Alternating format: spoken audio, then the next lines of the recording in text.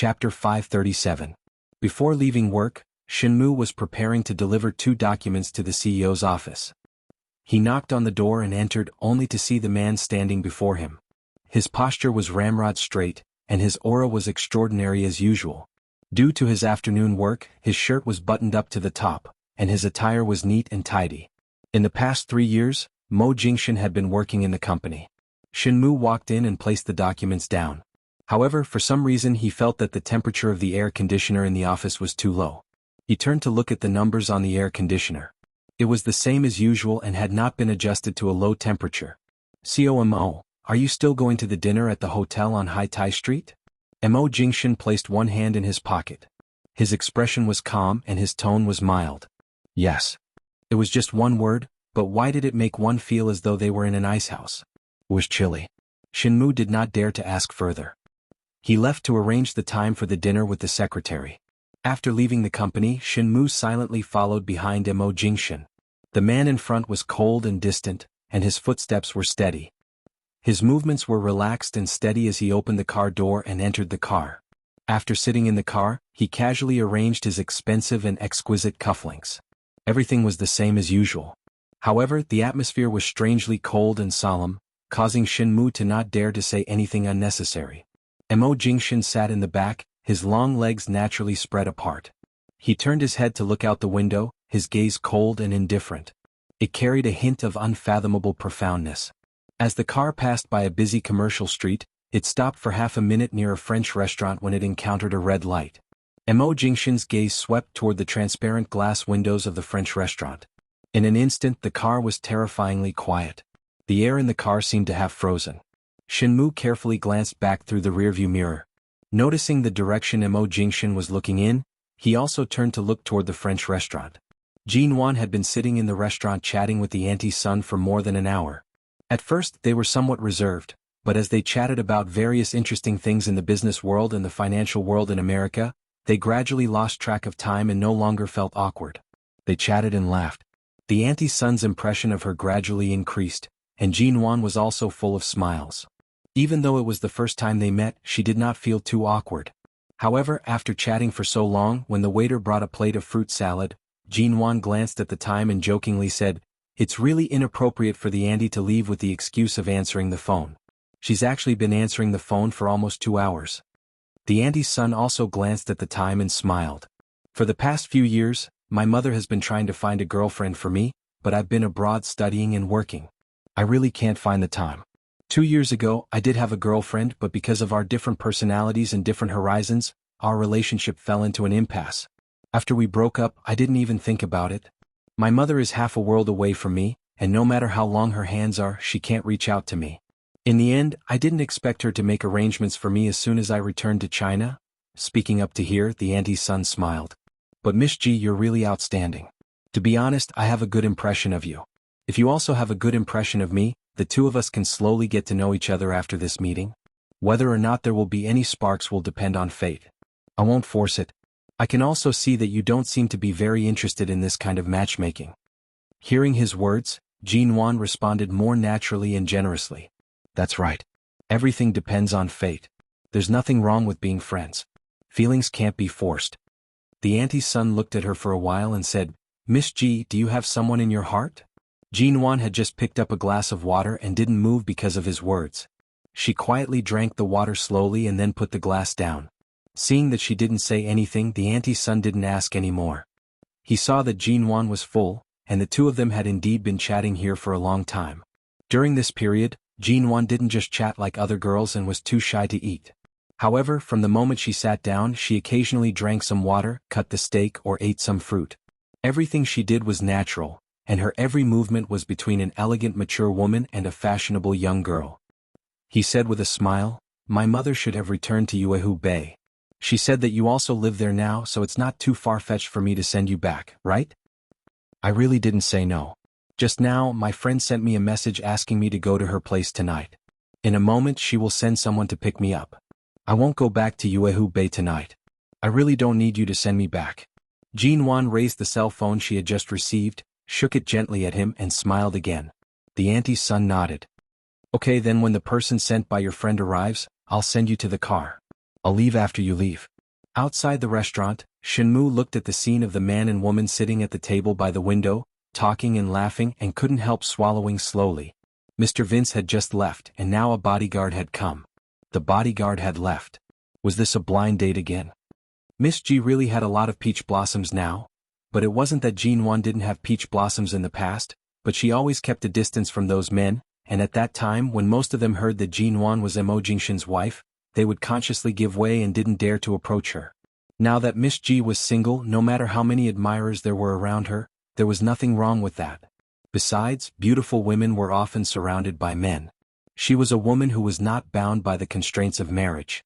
In addition to her attractive appearance, she also had her career. She stood at the top of everything. It would be strange if no man liked or pursued such a woman. Shenmue withdrew his gaze, looked at the person in the rearview mirror, and braced himself to ask, "CMO, shall we continue to the hotel on Haitai Street? Or let's stop here first?" Mo Jingshan was still silent. After a few seconds, his thin lips opened coldly. "Wait." A suffocating atmosphere spread in the car for a moment. Shenmue didn't speak and decisively parked the car in the nearest parking space on the side of the road. In the restaurant, Jinwan was still talking to the man. Before long, the two of them got up at the same time and walked out of the restaurant. A car was parked on the side of the road and Jinwan got into the car alone. As for the man who had been in the restaurant with her just now, he politely said goodbye to her. Recognizing that the car belonged to Xia Tian, the coldness in Mo Jingshan's eyes softened slightly. However, he continued to stare out of the car window. His right hand was placed on the center of the cabinet, his index finger unhurriedly tapping twice. His expression was solemn. Chapter 538. Jinwan first took the car to Xia Tian's place and played with Xia Tian's little baby. She originally planned to stay at Xia Tian's place that night, but she did not expect that Xia Tian's little policeman would come back. Although there were guest rooms here, the dog food of a family of 3 was much harder to swallow than that of a couple. Jinwan took a taxi back to Yuehu Bay. Jinwan's daily life at home and at the company lasted for another week. In the morning, she went for a morning run. In addition to meeting the neighbor auntie, she occasionally met the auntie's son and chatted with him twice during the morning run. On Friday, Jinwan had just finished running and went home to take a shower. Before she could rest, she suddenly heard her cell phone ringing. She picked up the cell phone and took a look. It was from the company. It was only past 7 o'clock. Why was there a call from the company? COG? It was Manager Zhou, the head of the company's planning department. "What's up? Why are you calling so early?" Manager Zhou's voice was anxious. "COG, when will you arrive at the company? Are you at home or on the road?" "I'm about to change clothes and go to the company." "What happened?" "Here's the thing. Last week, our planning department had a new idea about the reconstruction of the stadium, but we only came up with a simple cylindrical simulation map. However, our intern staff got it mixed up and sent the new unconfirmed simulation map to the construction department of the stadium. Today, we saw that the construction department has built the stadium according to our new simulation map, but the actual location can't be connected with the original map of the stadium, which means that this map has caused a huge engineering mistake." Jinwan's hand, which was about to open the wardrobe to get clothes, paused and her face became serious. "How could you find such a big problem only after a week?" "We didn't expect that the intern staff would mix up the map and send it to the construction department. At that time, Shine Group gave all the planning to our MN Group, so now the construction department is building according to our map. This map is only a small area, but now it has to be demolished and rebuilt, but the loss is not small. In addition to the loss of at least tens of millions of yuan, it will also affect the foundation that has been built." "I don't know what to do." Listening to his tone, Manager Zhou was really worried. He probably didn't sleep all night. After thinking about it, he finally decided to tell her the cause and effect of the matter. He probably didn't go back to the company all night. Jinwan was silent for a moment. Although the Shine Group was involved in the stadium project, they basically only provided financial and human support, and all other technical and planning tasks were handed over to the MN Group, which was equivalent to the Shine Group handing over this important task to the MN Group. Now that this mess had occurred, the money lost was not important. However, if the foundation that had been laid was affected and the construction had to be restarted, even if the stadium was built in the end, the government would know what had happened in between. MN Group was equivalent to losing face in front of the government. Such a serious engineering and planning mistake was almost unforgivable. "I'll be right there. Wait for me at the company." Jinwan hung up the phone, changed her clothes and went out. Manager Zhou came in with a pile of documents from the planning department, including those of the interns, and put them on Jinwan's desk. There was still half an hour to go to work, but the two had been busy in the office for a long time. Jinwan was still reading the documents, and Manager Zhou helped her and said, "COG, do you think the interns did it on purpose? The few interns who joined the company this year have very ordinary backgrounds, and their families are also very ordinary. They are all short of money. If they were bribed by a competitor who is targeting our company, it is not impossible for them to deliberately cause trouble for the government on this kind of cooperation project." Jinwan did think of this, so she asked Manager Zhou to give her the documents of these interns. She didn't respond, just looked at the documents on the desk, pursed her lips and said nothing. Manager Zhou said again, "Alas, what have we done? The interns made a mistake, but we, the hard-working old employees, have to suffer with them. If we don't handle this well, I'm afraid we'll all be implicated." Jinwan snorted. "Be content. I'm still trying to help you. If I just stand aside and push the blame to the planning department, you'll be scolded by the leaders of the government. Then you won't have the mood to complain anymore." Manager Zhou shrank his neck. "COG, you're really kind to us, but it doesn't seem realistic if you want to handle this alone." "No matter whether it's realistic or not, someone has to stand up," Jinwan said lightly. It wasn't until the morning that she found out what the problem was. In the afternoon, the government and the construction bureau asked for a meeting to talk about the current progress of the construction. Jinwan found out the reason. It was true that the interns were bribed by some competitors, but this reason was not enough to explain to the government. If the company couldn't be careful and couldn't even prevent this kind of thing, it could only be regarded as the weak. No one would sympathize with the weak, let alone the strict boundaries between the business and the government. At 3 o'clock in the afternoon, Jinwan sat in the car looking at the extra design drawing, thinking about a solution to this matter. Although the meeting today didn't say which mistake in the project was to be dealt with, even if no one had found out about this matter for the time being, if she didn't take the initiative to speak out about this matter and try to reduce the loss as much as possible, this mistake would only be greater in the future. Because this meeting was not only requested by the Construction Bureau but also proposed by the government, this meeting was not held in Shine Group but in the office hall of the government. After arriving, Jinwan walked into the main hall. Many leaders were already in place, and the others had sat down step by step, leaving only Jinwan and Mo Jingshan.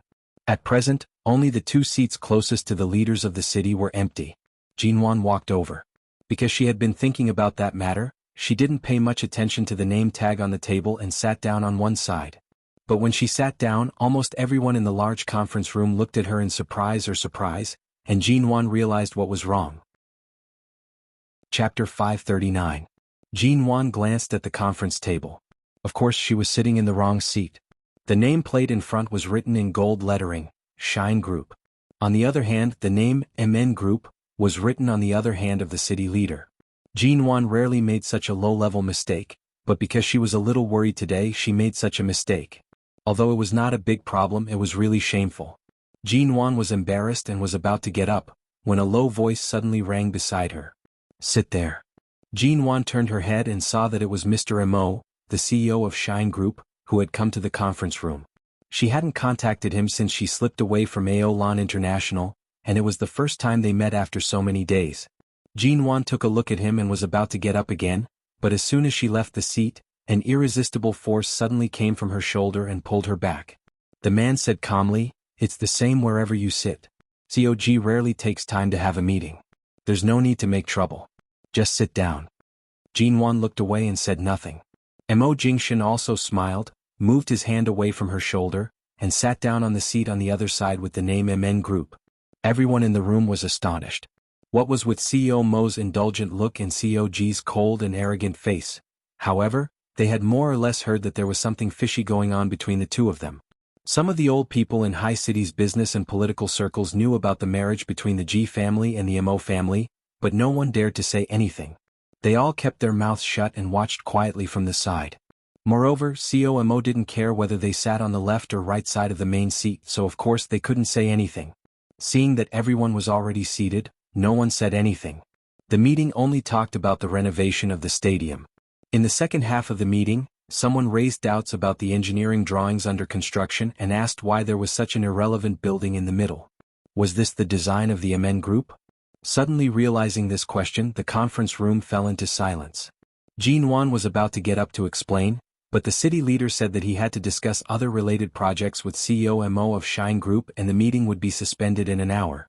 Then Mo Jingshan left with the city leaders. But before the meeting continued, Jin Wan was suddenly called out. A young man with blonde hair and blue eyes who spoke fluent Chinese was waiting for her outside. Jin Wan had never seen this person before and found it strange. However, the other party handed her a business card. After seeing this person's name card, she looked at the young man with blonde hair and blue eyes in surprise. Is he Dane?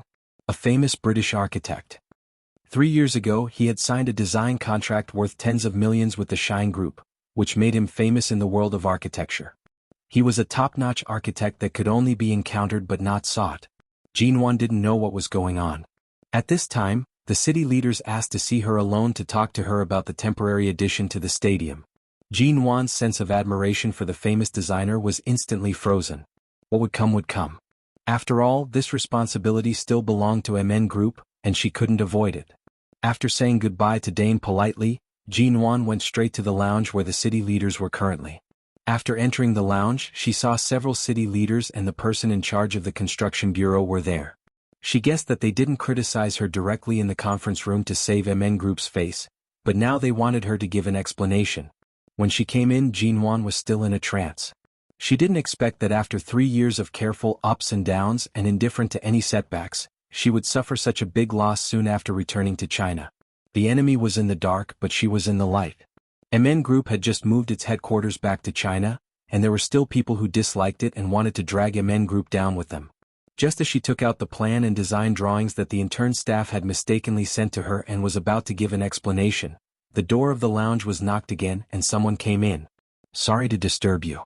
I'm Dane, the architect of MN Group. The mistake I made may affect the reputation of COG and MN Group, so I came here to have a look. Dane came in, stood directly next to Jin Wan, and took the 2 plans and design drawings from her hand. Jin Wan was surprised. Dane had never cooperated with her company.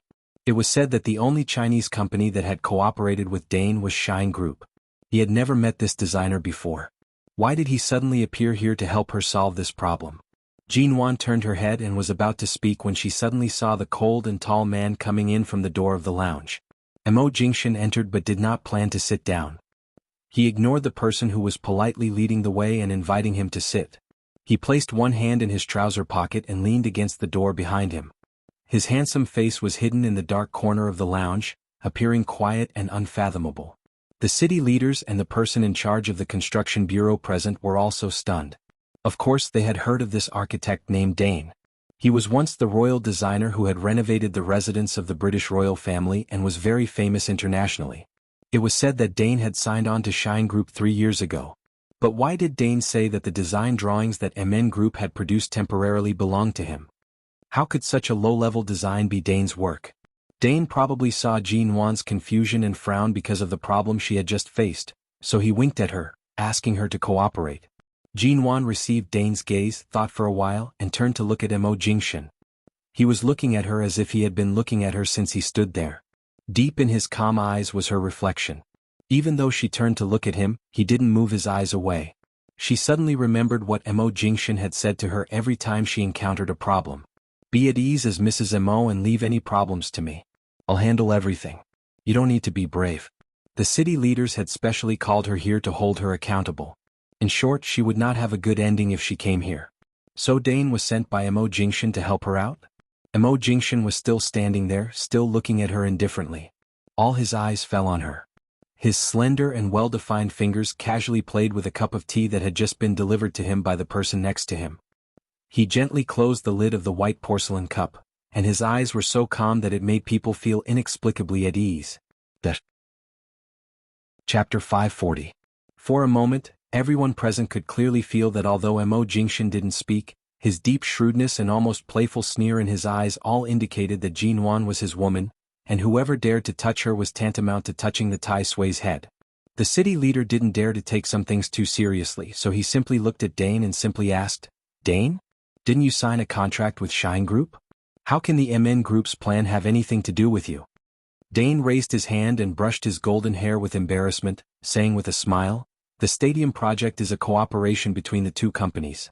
COG and I used to know each other when we were in the UK.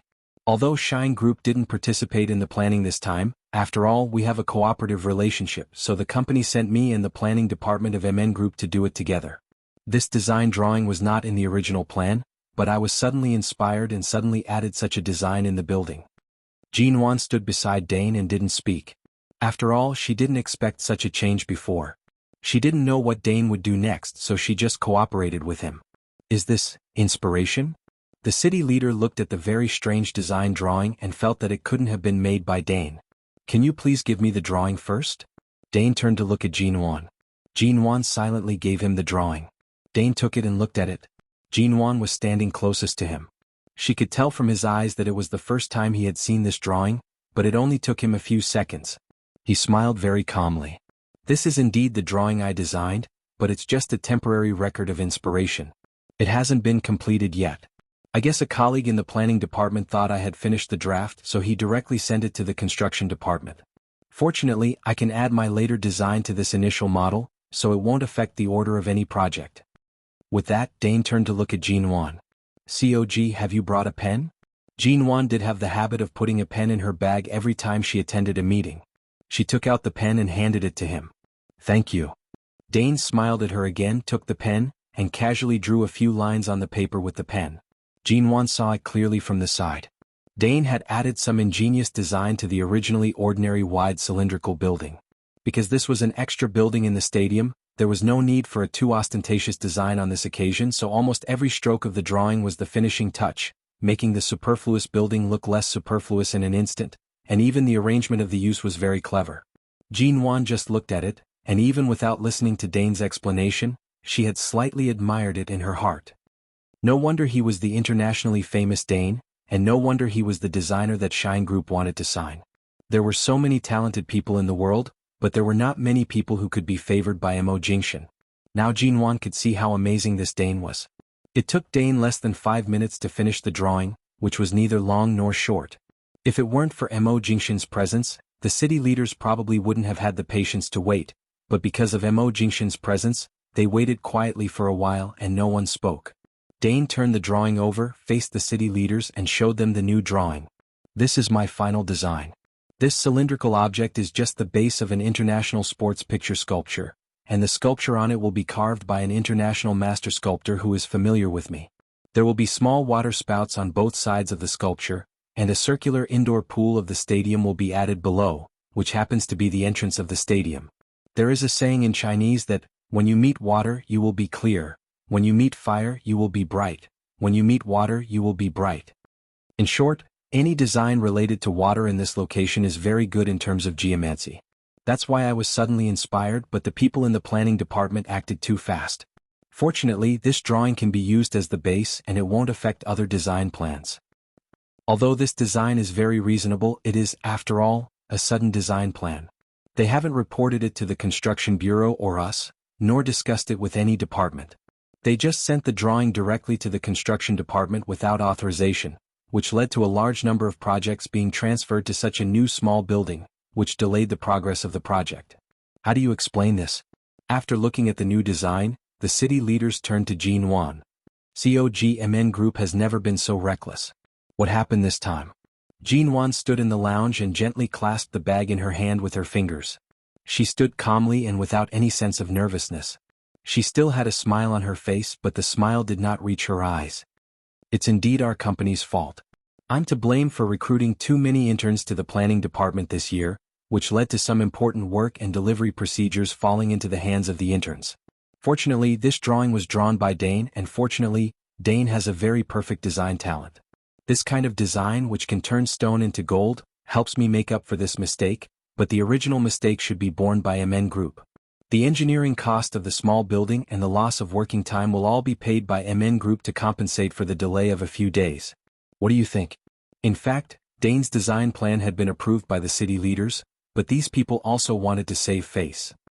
Besides, it was MN Group who made the first move, which showed that they didn't take the government seriously. If Jinwan didn't take the initiative to admit her mistake now and take all the blame on herself, the impact on MN Group would only be greater. After all, with Dane's help, all Jinwan needed to do now was to maintain peace with the government. It was just a loss of tens of millions of yuan, but for this matter, it was already the lowest loss, and she could show her sincerity and satisfy the government leaders. Of course, the premise was that MN Group really didn't have any ulterior motives. It was just a hidden competitor who made things difficult for them. Chapter 541. When the meeting was about to continue, the city leaders quickly skipped over this small incident against MN Group and did not continue to pester or embarrass her. After all, Jinwan offered to pay for the loss of working time and the compensation for the project. Tens of millions was not a large number for a multinational conglomerate like MN. It was also not a large number for the city leaders, so they just muddled through this kind of thing. The city leaders left. When Jinwan looked back, Mo Jingshan had disappeared. She lowered her eyes and pondered for a moment. Then she turned to Dane and said, "Thank you, Mr. Dane. If it weren't for your strength to help me out, I don't know what would have happened." Dane smiled at her. He had the height and white skin of a Westerner. His blue eyes looked at her with a smile. "You don't have to thank me. President Ji is so smart. You can definitely see who asked me to come here to help you." Jinwan didn't respond but subconsciously looked in the direction of the door of the lounge again. Dane walked out with her and the two of them walked at the back. When they reached the door, Dane said beside her, "I signed with Shine Group 3 years ago and lived in Los Angeles for a period of time. I was very close to CEO Mo. At that time, there was a woman named In Shuyen by his side. I wonder if Miss Ji knows this secretary." And Jinwan paused and turned to look at Dane. And Shuyen's mind is obviously on CEO Mo, and Chairman Mo has been trying to bring them together. I have always thought that In Shuyen is a very excellent woman, and I thought they would be together. Dane said with a smile, "After all, I really can't think of any woman who can be worthy of a man like CEO Mo. Perhaps every woman is just making do with him. But I didn't expect that In Shuyen would get married. I heard that it was because she was rejected by CEO Mo again and again. No matter what she said or did, she wouldn't get any response from him. In the end, she resigned from Shine Group and left Los Angeles, but fortunately she is a very excellent woman. After changing her love target, she met the right man." Listening to Dane, Jinwan knew that he should have something to say, so she didn't interrupt. "At that time I was thinking if an outstanding woman like In Shuyen couldn't move President Mo's heart, then what else could?" For a moment, Jinwan's gaze shifted to the crowd outside the break room. She did not see Mo Jingshan's figure. Her heart was in turmoil but no one could see the change in her mood. Dane looked at her now and gave her a very meaningful smile. No matter how outstanding they were, they would not be able to move Mo Jingshan's heart. What else could tempt him? Seeing the meaning in Dane's eyes, Jinwan smiled, raised her hand, slowly inserted her fingers into her hair, and made a gesture of pushing her hair aside. She said lightly, "Thank you again, Mr. Dane, for your help today. If there is an opportunity to cooperate in the future, I hope Dane will not refuse. After all, it's a pity that your design talent is limited to serving Shine Group." Dane burst into laughter. He only found it interesting.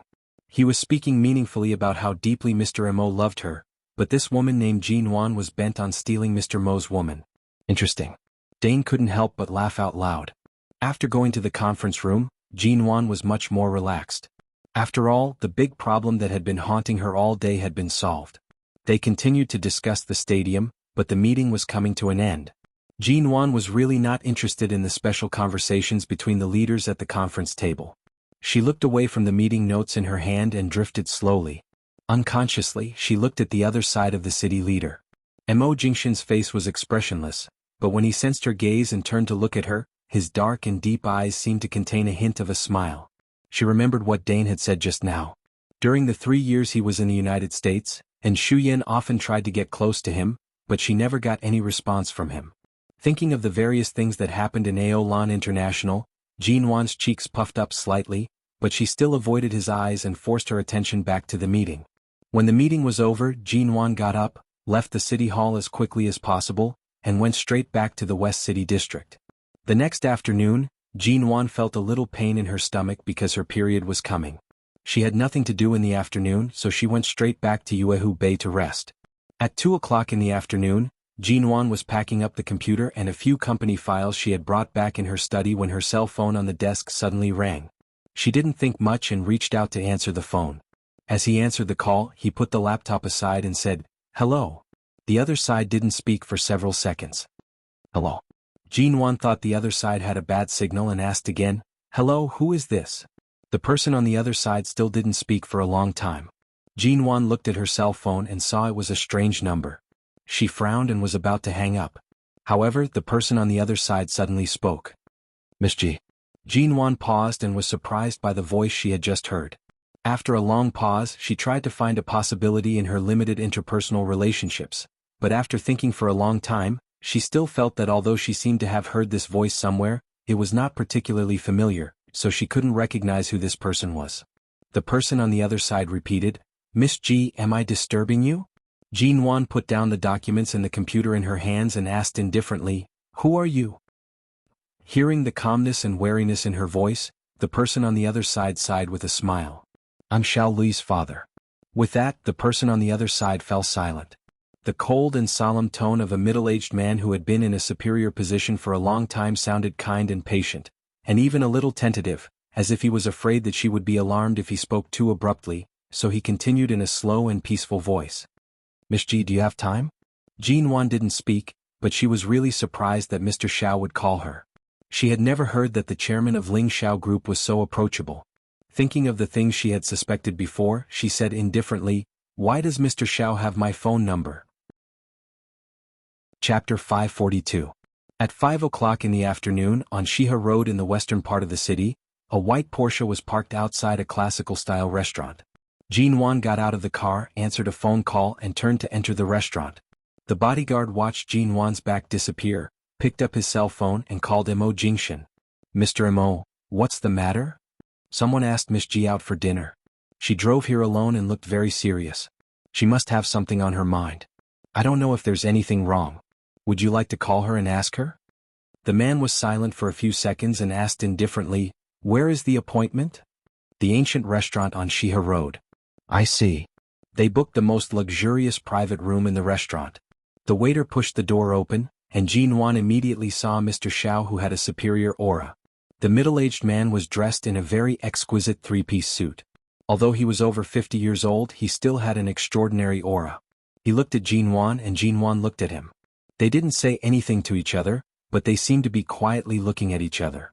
The waiter stood outside the door and felt that this man and woman, one old and one young, gave off an inexplicable feeling that there was something similar about them. He couldn't tell what it was, perhaps it was their temperament or perhaps it was the feeling.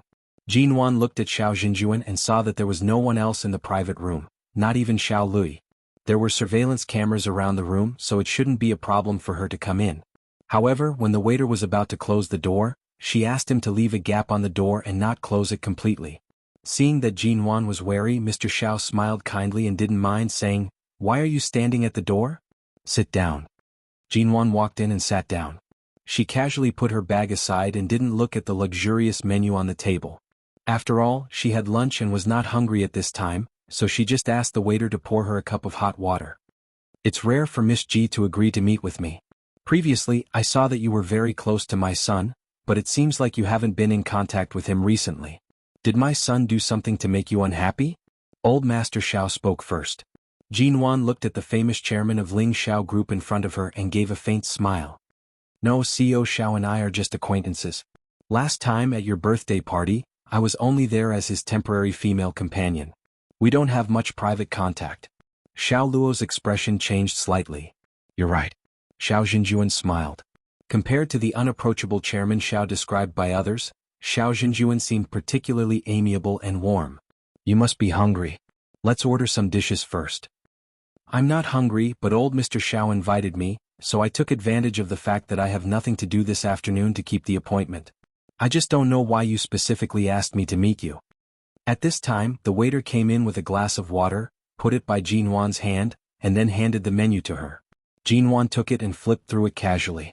Before she ordered, she heard him say, Nothing.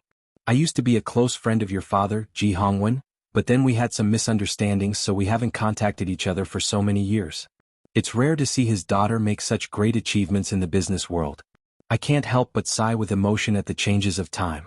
I didn't expect old Ji's child to be so grown up and so capable.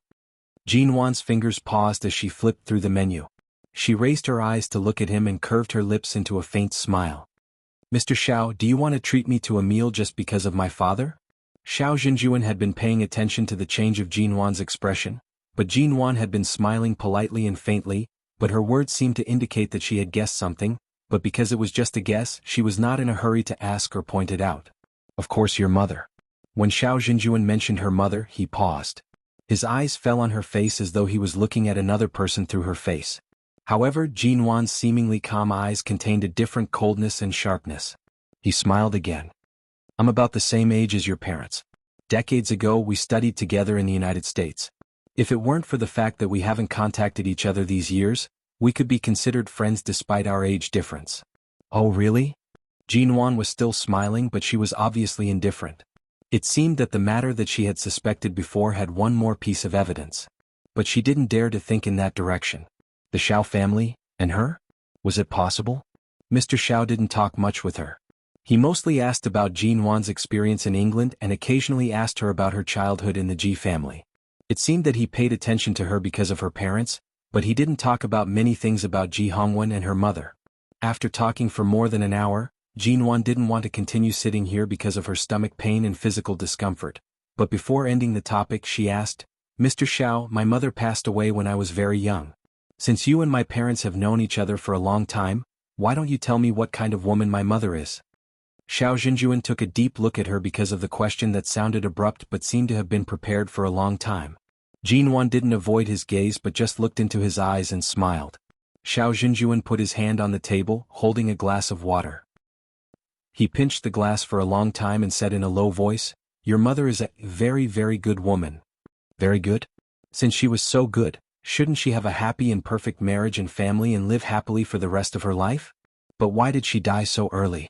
Although I was young at that time and didn't investigate much about her for so many years, I also knew that she was depressed because of serious depression. When she died in the hospital, she was already thin. A good woman ended her life in such a miserable way. What was good about her? Xiao Jinjuan didn't speak but just looked at her. Although he wanted to say something, he didn't. Because he had been in the top position of the company for many years, he knew what he should say and what he shouldn't say. Obviously, he didn't intend to reveal some things. Then why did he ask her to meet him? Jin Wan smiled, but the smile didn't reach her eyes. She said coldly, I'm not feeling well. I'll go back first. Goodbye. With that, she turned around without hesitation. She opened the door and walked out in high heels. She bumped into a wall of people and a familiar cool breath rushed into her nose. Chapter 543. Jin Wan's feet only slipped. Thankfully, she did not sprain her ankle. She abruptly raised her eyes to see Mo Jingshan's haunting face in front of her. She rushed to step back, but the man's arm held her waist firmly, easily pressing her back into his embrace. Seeing that her complexion was slightly pale, Mo Jingshan furrowed his brows. Sprained your ankle? Jin Wan pursed her lips and did not speak. Seeing that she could not break free, she said, No. Before she finished speaking, the man had decisively reached out and picked her up. Jin Wan almost cried out in surprise when her feet were suddenly suspended in the air. She turned to look in shock at the man who had suddenly picked her up. Her complexion was slightly pale because her period was approaching and she was not feeling well. She did not sprain her ankle at all. Why was he carrying her? Mo Jingshan glanced back at the tightly shut private room door. Jin Wan saw from his gaze that he clearly knew who the person inside was without her saying a word or explaining anything. He directly carried her away. Mo Jingshan put me down. Jin Wan's stomach was not feeling well. Although this floor was surrounded by private rooms, there were many people eating downstairs. She did not want to be carried out by him. My ankle is fine. Put me down. What did you talk about? Why is your complexion so pale? The man did not carry her down the stairs but went to the elevator on the other side. After entering the elevator, he did not intend to put her down. He only glanced at her ankle, which appeared to be fine, and then looked at her face. Nothing much. He's just an old friend of my dad's. Jin Wan struggled in his arms. This was the second floor and it only took a few seconds to reach the first floor. The moment the door opened, she saw someone outside. She subconsciously rushed to bury her face in his shoulder to avoid being recognized. The man calmly carried her out. However, because of the woman's buried face in his shoulder, his lips curved slightly. He leaned close to her ear to say, What are you shy about? They're just two waiters. From the elevator they could walk directly to the door without passing through the crowd downstairs. There were only two waiters here, but they obviously didn't dare to look in their direction for too long and had already turned around to avoid them. Jin Wan slowly raised her eyes from his shoulder and looked around. Seeing that there was no one around, she patted his shoulder hard and said with a fierce expression, "Put me down." Mo Jingshan saw that her ankle really wasn't injured and that she was struggling hard. Afraid that she might accidentally fall, he put her down. As soon as her feet touched the ground, Jinwan quickly took 2 steps away from him as if she had been electrocuted, and then quickly took 2 or 3 steps out of the restaurant. When she reached the door, she asked, "Why are you here?" Mo Jingshan did not explain, calmly saying, "Passing by." This was the western district of the city. How could a busy man like him pass by this place for no reason? Jinwan did not plan on speaking with him. She was about to head to the parking lot when she saw a black Porsche of the same model parked beside her car. Her footsteps paused. She looked at her white Porsche and then at the black Porsche parked by the side. It was exactly the same as her car except for the black color. Just as she was thinking that this car looked like a couple's car parked here, the black Porsche's headlights suddenly lit up. Her eyelids twitched. She turned around and saw that the car key was in Mo Jingshan's hand. "Jinwan?" The man walked over without a change in expression. He walked past her car and glanced at her indifferently because she was standing stiffly in front of the car. "Why are you in a daze? Come here. I'll show you something." Jinwan remained rooted to the spot until she saw the man open the black Porsche's door. "This car is yours?" Jinwan asked. Mo Jingshan did not reply. He only glanced at her. The answer was obvious. The corner of Jinwan's mouth twitched. She looked at her white Porsche and then at his black Porsche of the same model. So, when he asked her what car she liked last time and she did not answer, he bought the same one as hers? He threw a limited edition Ghost worth tens of millions into the sea and bought a Porsche worth more than 2 million to be a couple's car with her?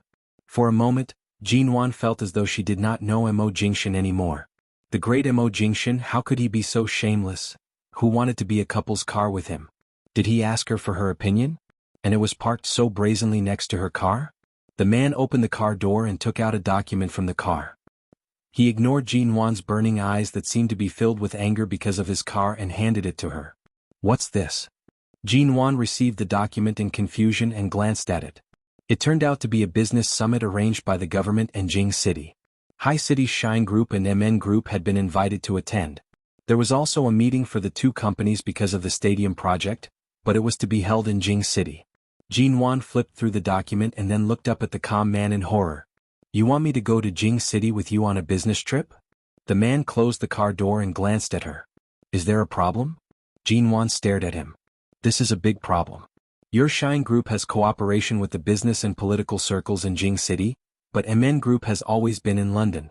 It hasn't been long since we moved back to China. I have no contact with Jing City, nor do I have any cooperation projects. Just because of the construction of the largest stadium in the country, you can go to Jing City on behalf of the 2 companies. I'm clearly not qualified to go to Jing City. Who on earth put me in?" There was no need for anyone to answer her. She knew who the culprit was. In a place like Jing City, the opportunity to meet with various leaders and big shots in the business world was hard to come by. There were few people in the country who had the ability to put her in.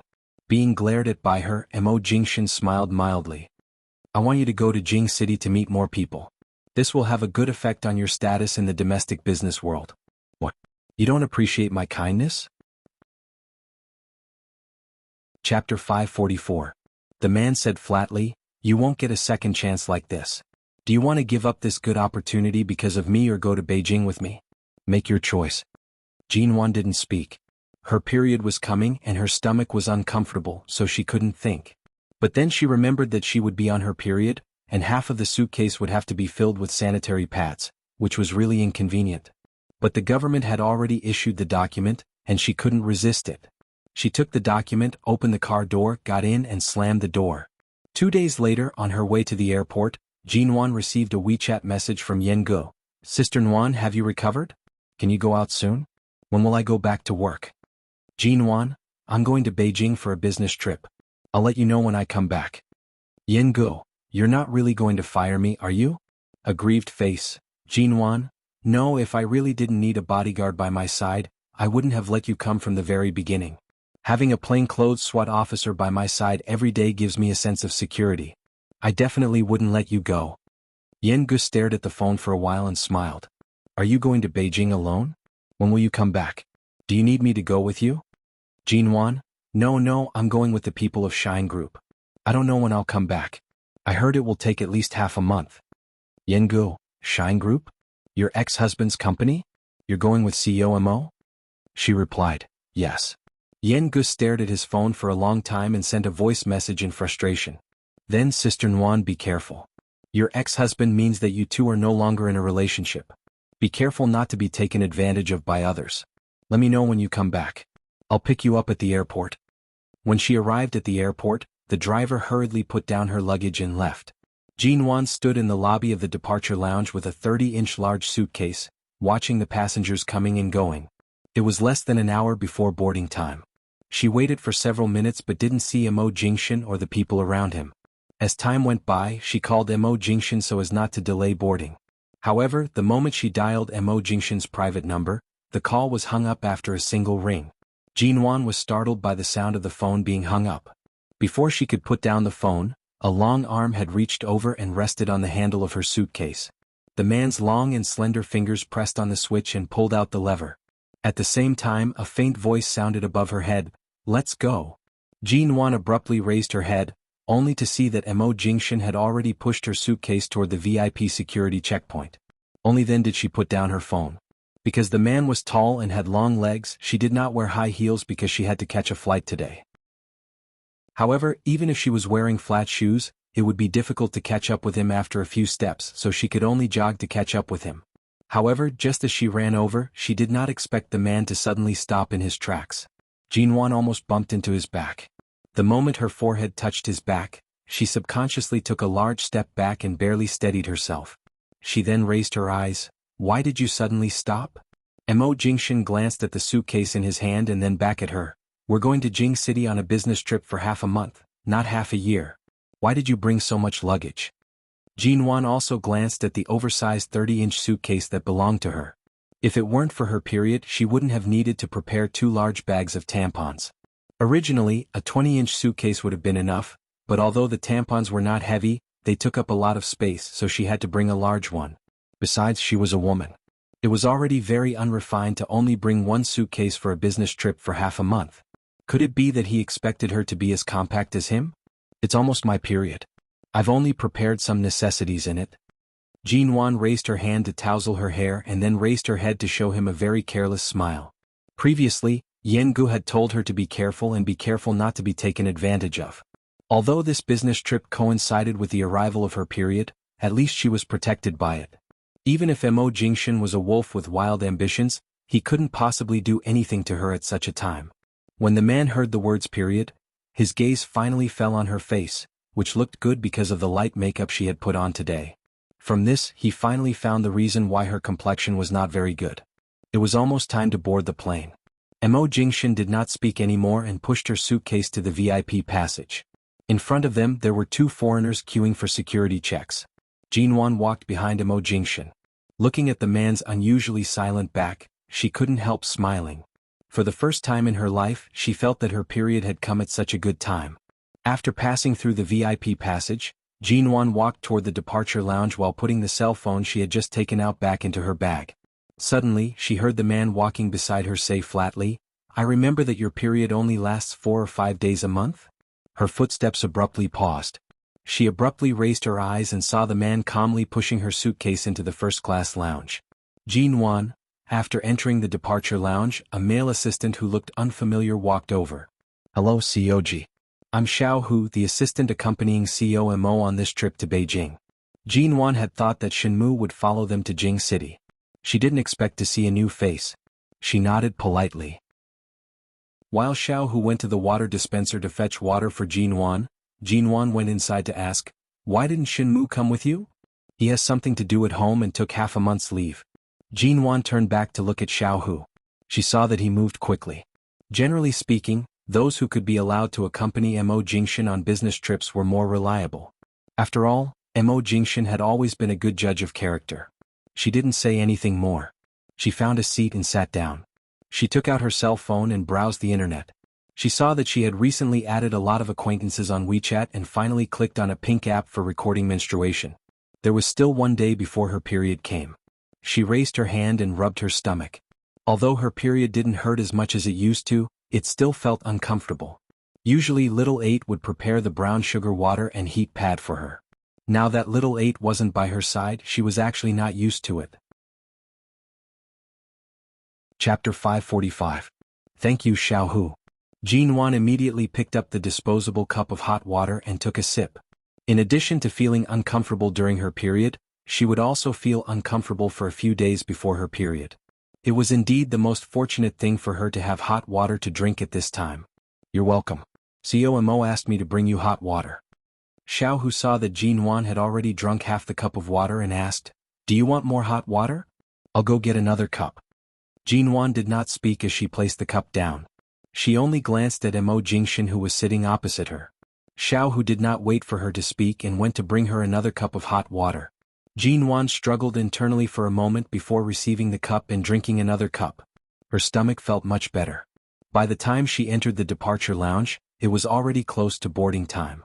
She had only drunk 2 cups of water when the announcement for boarding sounded. Jinwan stood up and was about to take her suitcase when Mo Jingshan had already stood up. He avoided her hand. Follow behind me obediently. As he spoke, he had already pushed her suitcase out. Xiaohu finally noticed that CEO Mo seemed to be very concerned about MN Group's COG. As he walked behind Jinwan, he could not help but glance at her face. Jinwan pretended not to notice Xiaohu's curious expression. She knew that if the person by his side was not Shinmu, such a situation would definitely occur. Right now there was nothing much to explain. She could only silently follow him out. Xiaohu was completely unaware of the situation. He watched as the big boss pushed the suitcase in front while COG walked behind like a supervisor. He secretly cursed in his heart. This COG's treatment was really unparalleled. By the time they landed in Jing City, it was already autumn. Jinwan planned to take out a coat from her suitcase and put it on before heading to the bathroom. She pushed her suitcase into the bathroom and had just put on her coat when she heard her phone ring. She took out her phone and heard a child's childish, ah. Jinwan did not react at first. After listening for a while, she seemed to recall something. She lowered her head to look at the number displayed on her phone. It was indeed Xia Tian's call. So this voice should be from Xia Tian's little baby. Jinwan could not help but smile. Little baby, what do you want to say to Auntie Nuan Nuan? You want to drink the best milk powder? Oh, you still want the prettiest toy? Alright, when Auntie Nuan comes back from her business trip, I'll buy you a toy car, okay? Have you wet your bed recently? Oh, so awesome. You're so obedient. Before she could finish, Xia Tian had already taken over the phone. I just wanted my son to say hello to you. You're really good at acting. You've already chatted with him for so long. Let me tell you, my son is still young. He doesn't even know how to speak yet. Don't spoil him so early that he'll have the bad habit of asking you for anything he wants. Jinwan was immediately amused. But I heard him to me. He was clearly acting coquettishly with me. My son knows how to act coquettishly now. He's only 2 months old and he's already calling you mummy. Stop daydreaming. How can a 2-month-old call for mama? I clearly heard his sounds coming out of his mouth. If he calls for mama now, there's an 80% chance that he'll be a prodigy. Jinwan couldn't help but laugh. TSK, of course my child will be a child prodigy. Sounds just like mummy. I'll just take it that he learned to call me mummy first. Xia Tian said with a smile. Where are you? Why haven't you come to help me hold the child these days? I'm on a business trip. I just arrived in Beijing. Why did you go to Beijing? With whom? Yourself? Jinwan paused and thought for a moment. She did not mention that Mo Jingshan was also there. Otherwise, based on Xia Tian's temper, coupled with the fact that she was bored from taking care of the child at home every day, who knew how many more questions she would bombard her with? And I'm just here for a meeting. I'll be back in a few days. Tell your little baby to wait for me to buy him a toy car. Xia Tian heard the airport announcement coming from Jinwan's side and did not pester her any further. Alright. You're busy in Beijing. I'm hanging up. Let the little baby talk to me one more time before hanging up. Jinwan had just finished speaking when she heard Xia Tian's little baby being sent to the phone's side. He let out a series of cute childish, sounds. Jinwan smiled and her heart softened. She said sweetly to the phone, Kiss, I love you. Mo Jingshan, who had come out to wait for her because Jinwan had not come out of the bathroom for a long time, heard these words the moment he walked over. The man's eyelids moved slightly, and his heart palpitated without warning. Jinwan hung up the phone and walked out of the bathroom. However, she was caught off guard by the man standing outside the bathroom door. Her heart jumped. Although she was not frightened, she was still surprised. She originally wanted to ask why he was here, but the words on the tip of her tongue became, "COMO actually has the habit of standing outside the women's bathroom and eavesdropping? You were inside for half an hour. I came over to ask someone to go in and look for you, but I heard you were on the phone so I didn't disturb you." The man's voice was low and calm. Jinwan lowered her head, put the phone back into her bag and adjusted the coat she had just put on. "Are we going directly to the meeting place or to the hotel? What's the itinerary like for the next few days?" Mo Jingshin did not answer. He took the suitcase she pushed out and put his hand on the handle. "Who were you talking to on the phone?" Jinwan suddenly glanced at him, and a shrewd smile appeared in her eyes that were as calm as a lake, disturbing the tranquility of the lake. However, this sudden ripple was caught by the man's calm eyes. She said with a smile, "A little handsome boy, the kind that makes people want to hug and kiss him at first glance. I just promised to buy him a car after I return from Jing City." She thought these words could fool him for a while, but the man stared at her for a long time, raised the corner of his lips and said lazily, "I haven't said anything since Xia Tian's child was born. Leave the car to me in? Do you want a real car or a toy car? I'll have everything." Mo Jingshin lowered his head and couldn't help laughing. He carried her suitcase, striding toward the exit of the airport hall. Jinwan watched the man's back and her teeth itched. She couldn't help but secretly grind them. Since he had already seen through it, why did he still ask? On purpose. That. Chapter 546. It was evening when they arrived in Beijing. At this time, the only choice was to go straight to the hotel and arrange all the business after tonight. In the car, Jinwan and Mo Jingshin sat in the back seat, while Xiao Hu and the driver sent by Beijing sat in the front. Jinwan looked at her cell phone for a while and then turned to look at the sunset. Thinking that they would stay in Beijing tonight, she couldn't help asking, "Which hotel are we staying in?" "The Shengtang Hotel in Haiyang District. The room has been booked. You can rest as soon as you arrive." Xiao Hu sat in the front and answered, "COG, just have breakfast before 7 o'clock tomorrow morning. We have a meeting at 7:30. There are not many things to do tomorrow, but in addition to the meeting the day after tomorrow, there is a very important banquet to attend in Beijing tonight. COG, you should have brought a dress, right?" "There is a banquet to attend?" Jinwan raised her eyebrows. "Yes, it's a charity banquet arranged by the business circle in Beijing. It's rare that CEO Mo has time to attend, so this banquet will be more grand. We must also attend." Jinwan didn't prepare a dress, but in a place as prosperous as High City, she could find a department store or a custom-made dress shop. When they arrived at the hotel, Jinwan looked up at the legendary Xingtang Hotel in Beijing and thought of another important question. "Do you live on the same floor as me?" Jinwan turned to look at Mo Jingshin, who had already gotten out of the car. The man smiled. "We're on a business trip together. For the convenience of traveling together, of course we live on the same floor. Otherwise, what do you think?" Jinwan. After arriving at the room, Xiao Hu wanted to help Jinwan carry her luggage in. After all, the corridor upstairs was covered with long and thick carpets, and it was inconvenient to push the suitcase, so she had to carry it. However, when he saw that COMO still helped her carry the suitcase without complaint and he didn't need to intervene at all, he hesitated and decided not to follow them. The door opened.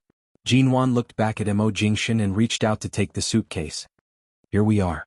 Thank you." The man ignored her words, pushed the door open the moment it opened and walked in. Jinwan stared at the man's back and pursed her lips for a long time before walking in. "I can leave my suitcase here. You don't have to come in." After the man entered the door, he directly put down her suitcase. The huge suitcase in his hand seemed to have grown legs and automatically leaned against the wall to steady itself. When the suitcase hit the wall, it made a small bang sound. Jinwan paused and subconsciously kept the door open. She walked in and was about to open her suitcase to pack her things. At the same time, to show him that she was busy, she wanted him to leave. However, the man only glanced at her from the side. Just as Jinwan was about to bend down to touch the suitcase, he took long strides toward her. Jinwan watched him approach and immediately placed her hand on the lever. She looked at him and said, "Go do whatever you need to do. I'm not feeling well these days. Don't provoke me. Otherwise, don't blame me for falling out with you." The man stood in front of her, bent down and leaned down little by little. She was squatting down now, but the man was standing in such a posture. She was at a disadvantage in this position. Jinwan held on, not being forced to sit in the corner by his aura. The distance between the two of them grew closer and closer.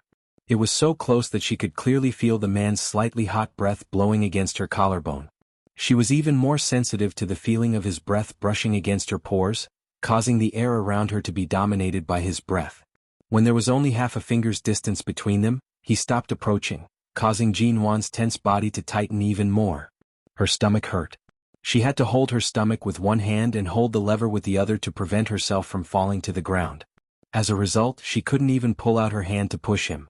Jinwan. The man called her name. Although he used her full name, his voice was low and husky, making her feel that her name was about to melt in his voice. Her expression was guarded. What's wrong? Mo Jingshan chuckled huskily. You don't really dislike going on a business trip with me, do you? Even though Jinwan might fall to the ground unsteadily, she still moved her hand away from the lever and tried to stand up.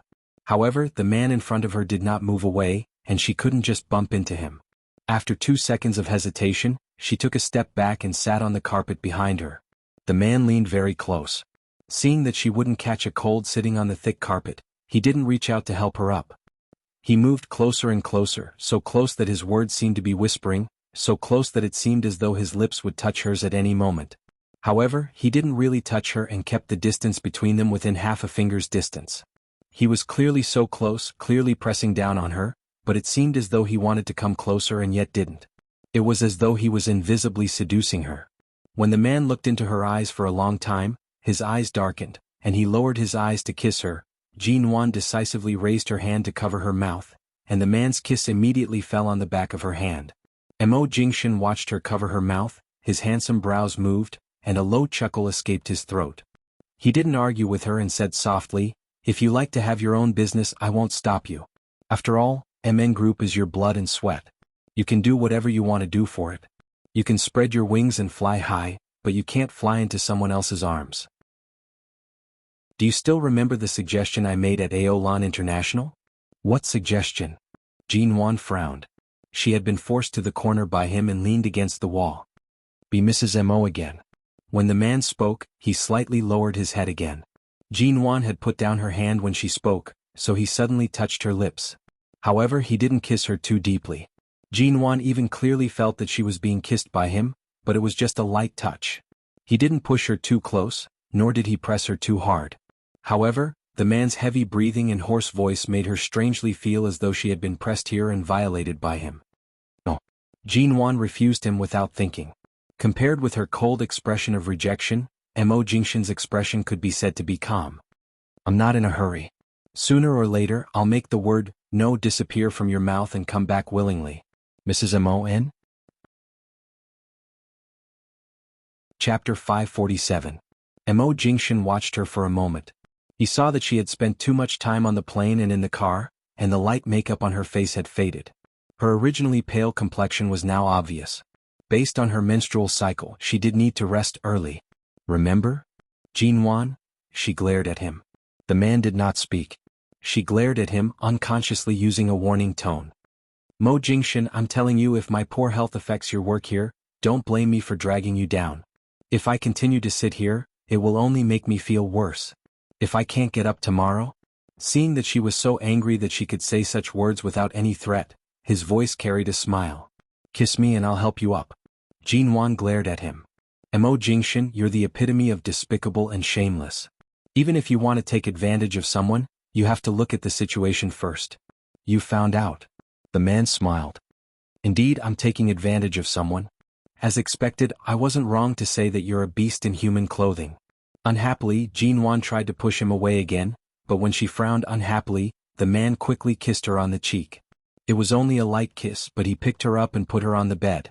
Jinwan, who had only wanted to stand up, was carried onto the bed in the blink of an eye. Rest well. If you're hungry, call the hotel and have them send you food. Wake up on time tomorrow. Don't sleep in. Jinwan, your stomach hasn't been feeling well these days. Remember not to use cold water when you shower, N? Seeing that she did not respond, the man dragged out his words.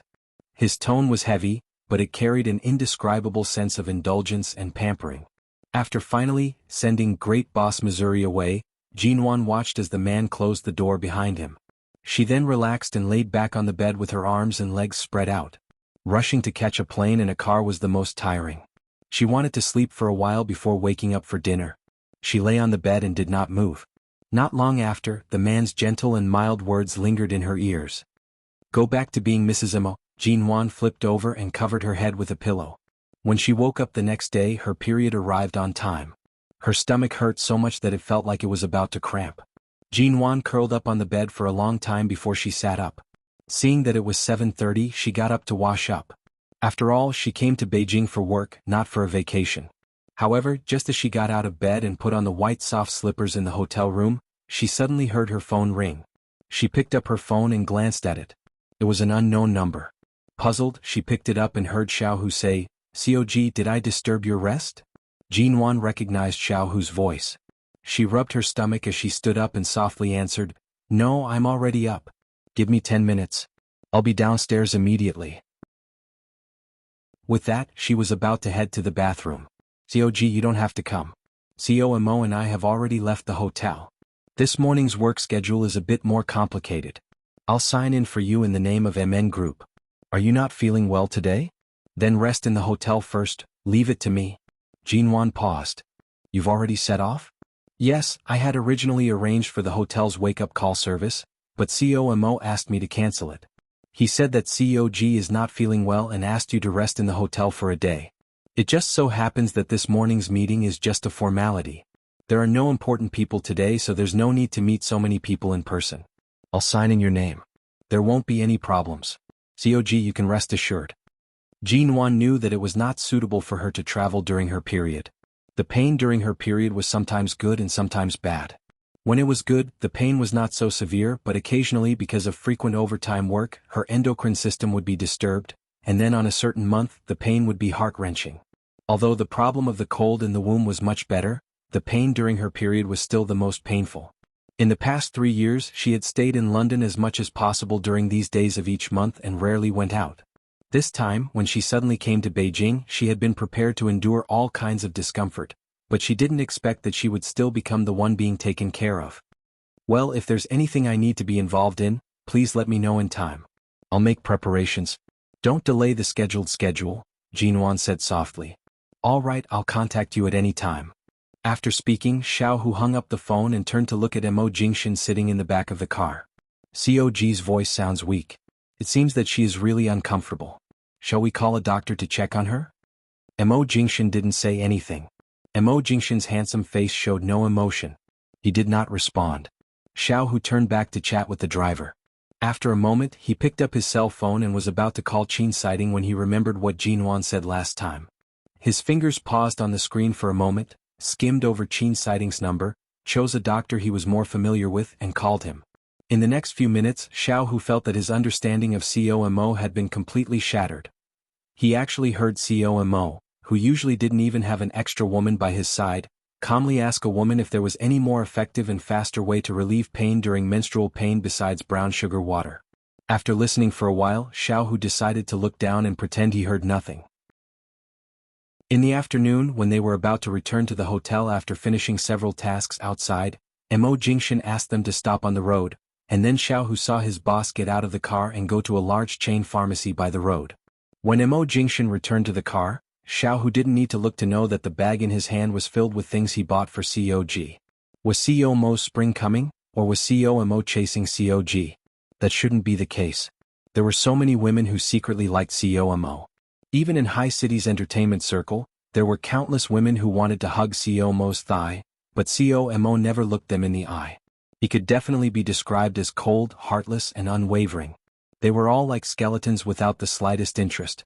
Although he didn't know how COMO treated the woman he liked, based on his vigorous and decisive attitude at work, he should be very strong and decisive to the woman he liked. He didn't expect that the iceberg COMO would have such a patient side to the woman he liked. Chapter 548. By the time Mo Jingshan returned to the hotel, it was already afternoon. The room service staff said that Miss G had not come out all day. She only ordered a simple lunch and did not call the room service again. When Mo Jingshan entered, the woman on the bed was lying on her side, slightly curled up. Her breathing was quiet and even. She was buried in the quilt and did not move. It seemed that she had been sleeping. The man's elegant and deep brows furrowed. He took long strides and approached the bed.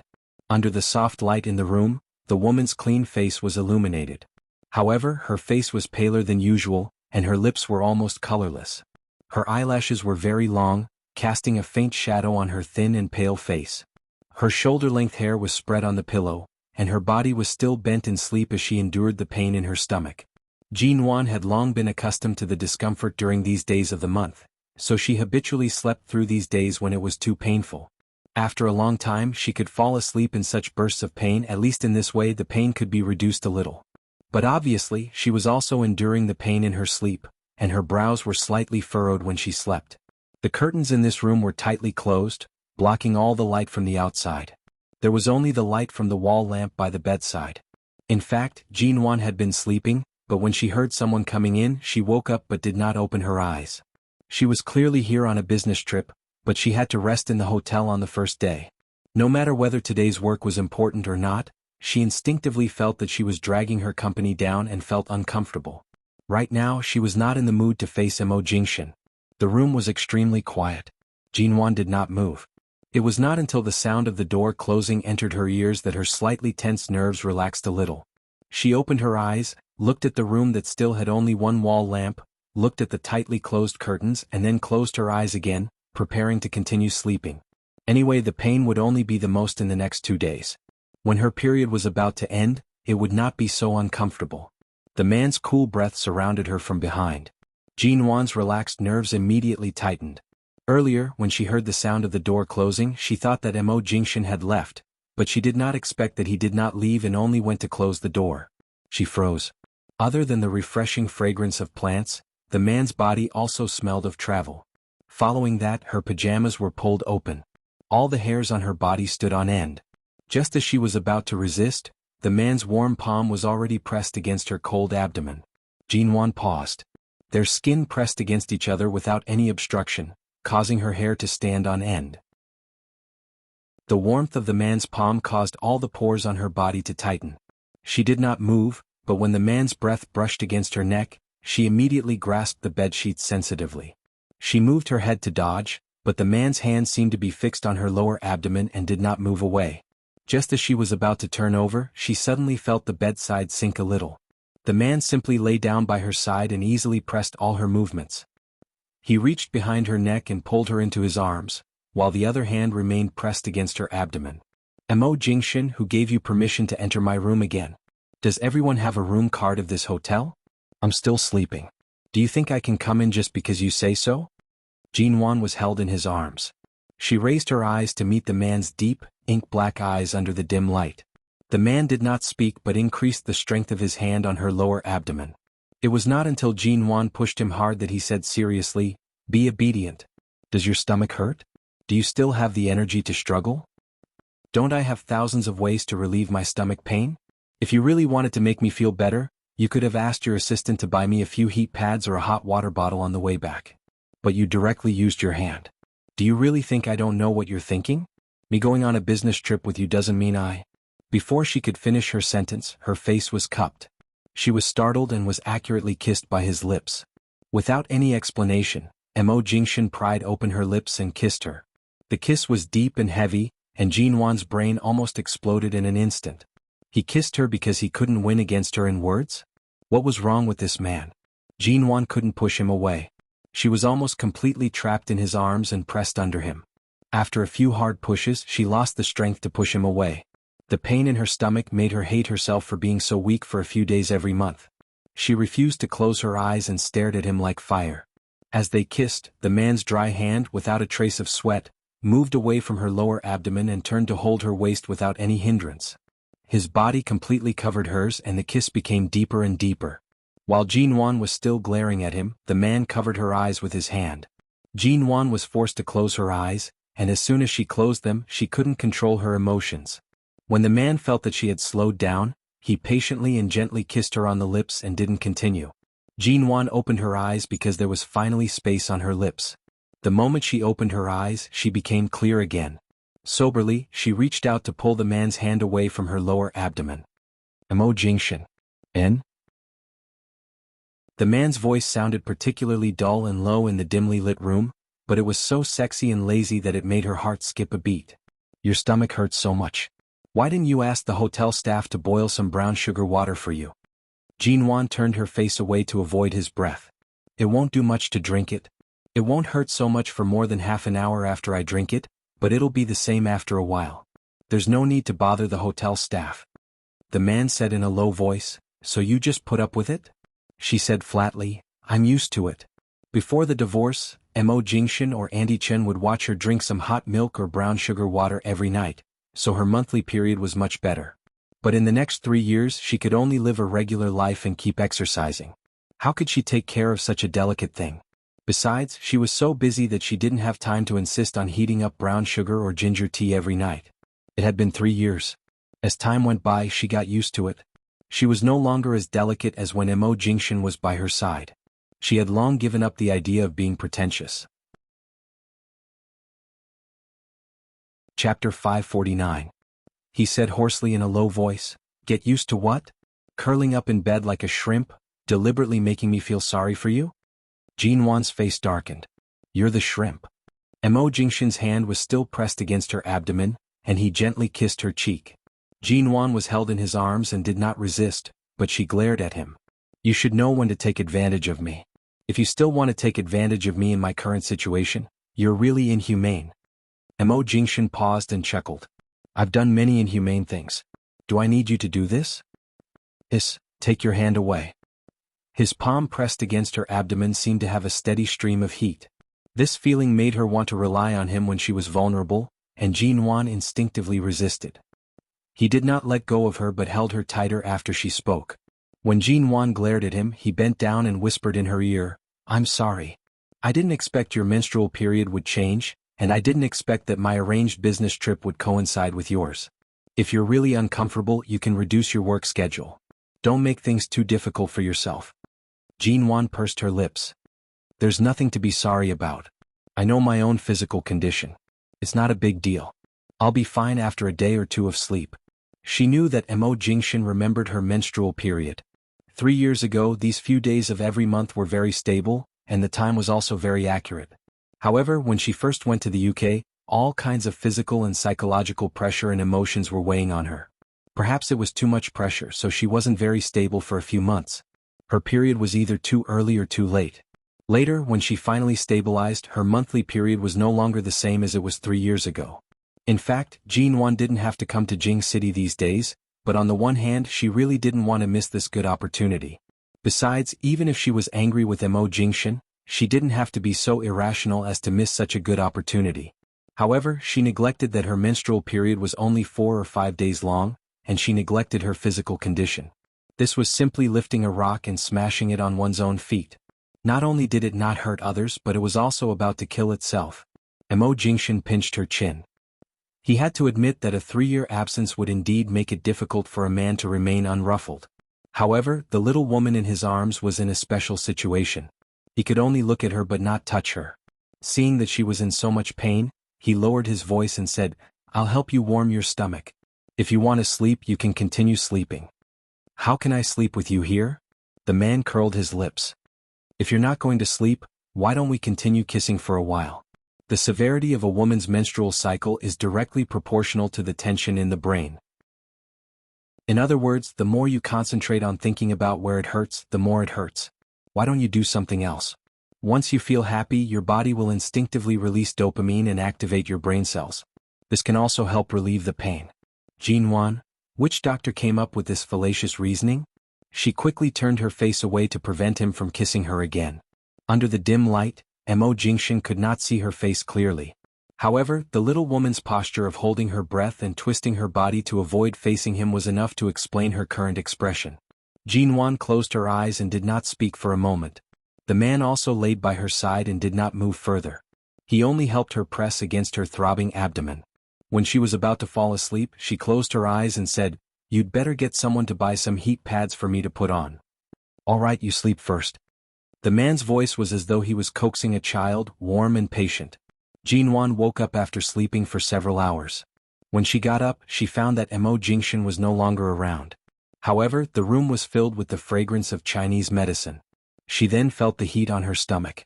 She lowered her head to see that there was a pack of Chinese medicine on her abdomen. The heat came from the pack and was very warm. No wonder she had slept so comfortably earlier and was not woken up by the pain.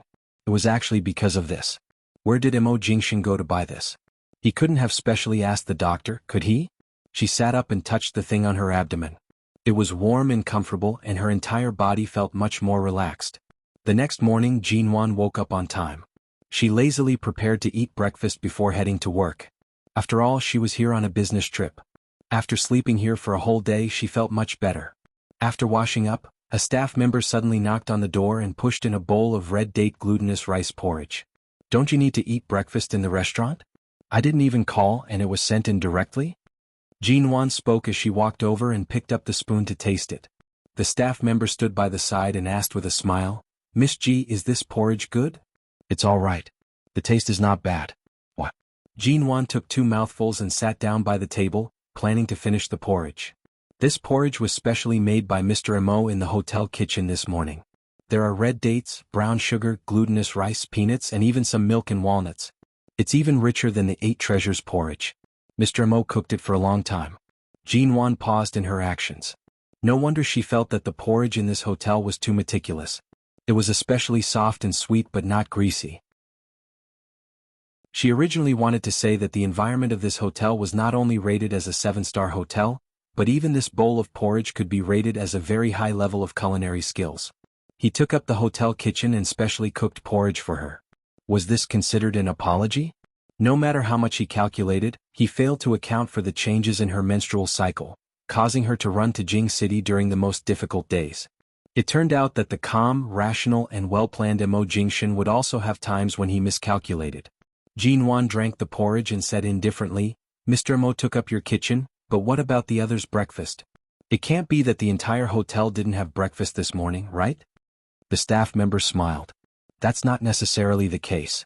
There are 3 kitchens in our hotel. Mr. Mo only took up one, and it didn't affect our breakfast preparation." Jinwan did not speak anymore and lowered her head to continue drinking. Mo Jingshan really made a lot of porridge. From the looks of this big bowl, it should have been cooked for a long time. Jinwan happened to like it, so she drank it all up. Then she stood up and asked the staff to push the dining cart out.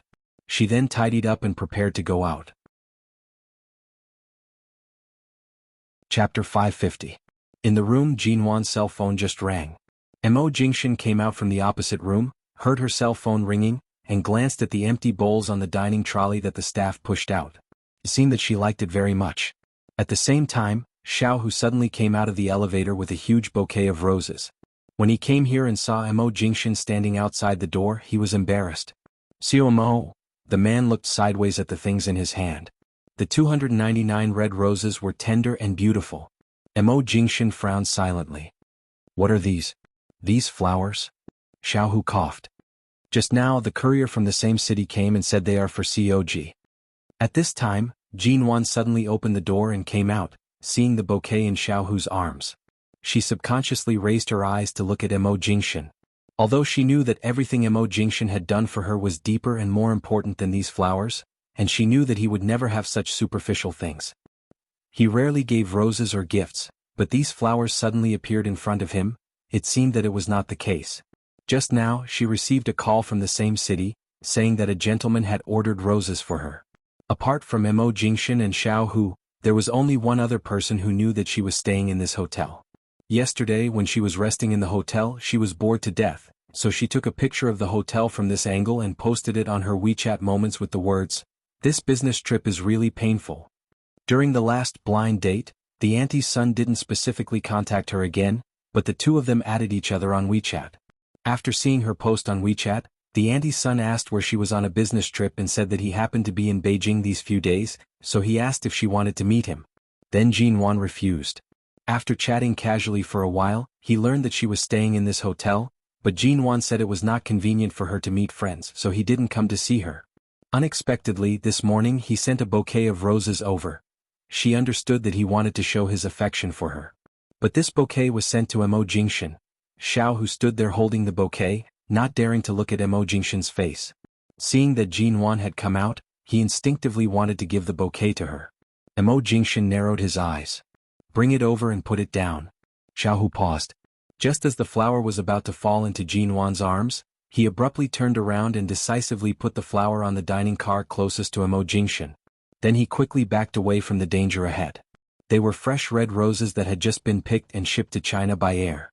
There were still clean water droplets on them and they were delicate and lovely. Mo Jingshan glanced at the heart-shaped card on the flower and pulled it out with his well-defined fingers. He held it between his fingers and glanced at it. Then his expression turned dark and cold. Before Jinwan could react, she saw the man throw the card into the garbage truck of the guest room cleaning staff passing by. Jinwan instantly glared at him in disbelief. Mo Jingshan, why did you throw my things? She felt ashamed that she had been moved and soft-hearted by him just now. Mo Jingshan glanced at the irksome rose again and then his eyes fell on her face. Since you like red roses, I'll send you a bouquet every day. I don't want that. Then there's no need for this bouquet, the man said indifferently. He casually picked up the bouquet and was about to throw it into the garbage truck when it was about to be pushed over. Jinwan hurriedly rushed over. Just as the bouquet of roses was about to fall cruelly into the garbage truck, she stepped forward and hugged the man's raised arm. He sent me flowers with good intentions. What right do you have to ruin what he sent me? Mo Jingshan looked down at the little woman and narrowed his eyes. He remembered that before the divorce, there were many men who courted Jinwan and sent many flowers to her studio, but they were all rejected by her or thrown out. At that time, she was very decisive and did not allow any man to approach her. Now, just because she was not bound by marriage, she could even say that she didn't want to ruin other people's good intentions? He stared at her with his black eyes. For the sake of snatching flowers, you were so agile when you rushed over? Doesn't your stomach hurt anymore? There was a hint of danger in his words. Jinwan glanced at him, turned back to the room with the flowers, and closed the door with a bang. Mo Jingshan looked at the closed door in front of him and felt his temples suddenly jump. It was hard for him to find some warmth, but it was interrupted by such a sudden bouquet of flowers. He shouldn't have kept the man who had a blind date with her in the first place. In the morning, Jinwan went to an exhibition hall in Beijing with Shine Group in the name of MN Group to visit and do some exchange work. Because there would be a very important exchange dinner in the evening, she took the time to go back to the hotel at noon to rest. She had just had porridge in the morning and didn't want to eat too cold or too bland at noon, so she took advantage of the lunch break to find a small shop nearby to eat a big bowl of rice noodles. Finally, with a full stomach, she warmly strolled back to the hotel. However, as soon as she entered the room, she saw that the large bouquet of 299 flowers she had placed in the room was gone, leaving only 3 red roses in a slender glass vase. She stared at the 3 roses. Because the roses given to her by the auntie's son were very expensive, they weren't ordinary roses that cost a few yuan on the market. Therefore she could recognize them at a glance. These 3 roses were 3 of her 299 roses. Jinwan abruptly walked out and knocked on Mo Jingshan's door. When the door opened, the man who had just changed his clothes glanced at her and moved aside. At the same time, he casually adjusted the cuffs of his shirt, asking mildly, "Didn't you say you were coming back to rest? Are you planning to enter my room to rest?" With that, the man turned and entered, indicating that she didn't need to be polite. Jinwan stood in front of the door and saw that there was a similar glass vase on the table in his room, with the same 3 roses in it. "Mo Jingshan, where are my flowers?" After Jinwan asked, she watched as the man buttoned up his cuffs, put one hand in his trouser pocket and said calmly, "It's too wasteful to leave such expensive and beautiful Bulgarian red roses in your room to be exposed to the sun and wither. I asked Xiaohu to take them out and send them to the housekeeping department and ask them to give a few to each room." Chapter 551. The man chuckled, his eyes indifferent and his tone calm.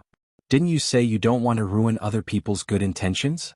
This Shengtang hotel happens to have Shine Group's investment. A good resting environment coupled with beautiful roses can add points to the hotel's image. Instead of letting the roses wither, it's better to make the best use of it. What do you think?" You don't have to thank me." "Who would thank him?" Jinwan glared at him angrily and reached out to him. "If I really stay here with you for half a month, will you be able to enter my room whenever you want? Give me my room card." The man pinched her cheeks and lowered his eyes, looking at her indifferently and indulgently. "Don't be naughty. Didn't you say you came back to rest? Go." Jinwan raised her hand to slap his hand away, but the man withdrew his hand right before she could do so. Jinwan's slap hit nothing but air. "Jinwan, this bastard." It was just a bouquet of roses. She hadn't even seen the card on the bouquet. Now even the roses were gone. There were only 3 left for her. "Give me back the room card first." The man saw that she was obsessed with the room card, and his dark, deep eyes fell on the white, tender hand she raised. I have thousands of ways to get in. It doesn't matter if the room card is with me or not. Jinwan didn't expect Mo Jingshan to admit it so directly. He was directly admitting that he brought her to Jing City this time to open the door for him.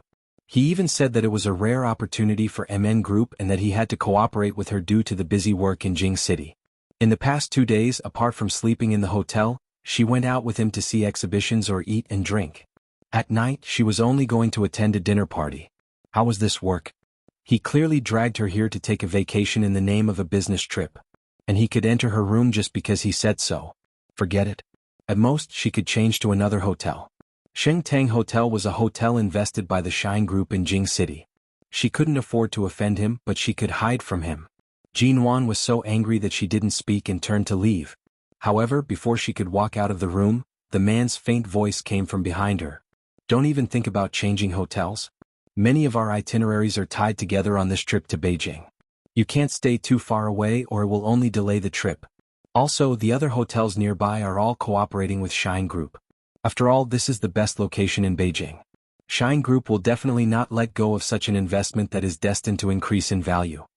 Jinwan's footsteps came to an abrupt halt. She didn't look back but rolled her eyes hard at the carpet in the corridor outside the door. When Mo Jingshan was abstinent and cold, he appeared like a flower on a high mountain, making it hard for people to approach him. However, once this man began to thicken his skin, it really made people sigh. Observe. Stop. During the lunch break, Jinwan returned to her room and stood by the door to study how to lock the door from the inside.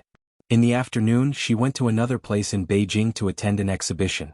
Because there was a banquet that was said to be very important in the evening, Jinwan found time to find a custom-made dress shop. She chose a low-key, simple, nude strapless gown. The dress was embroidered with silk flowers and ultralight ruffles, and a few crystals decorated the chiffon and chiffon base so that it was not too ostentatious but not too elegant. There were also 2 delicate feather bone designs and soft chiffon fabric on the shoulders, which made the entire gown look very elegant.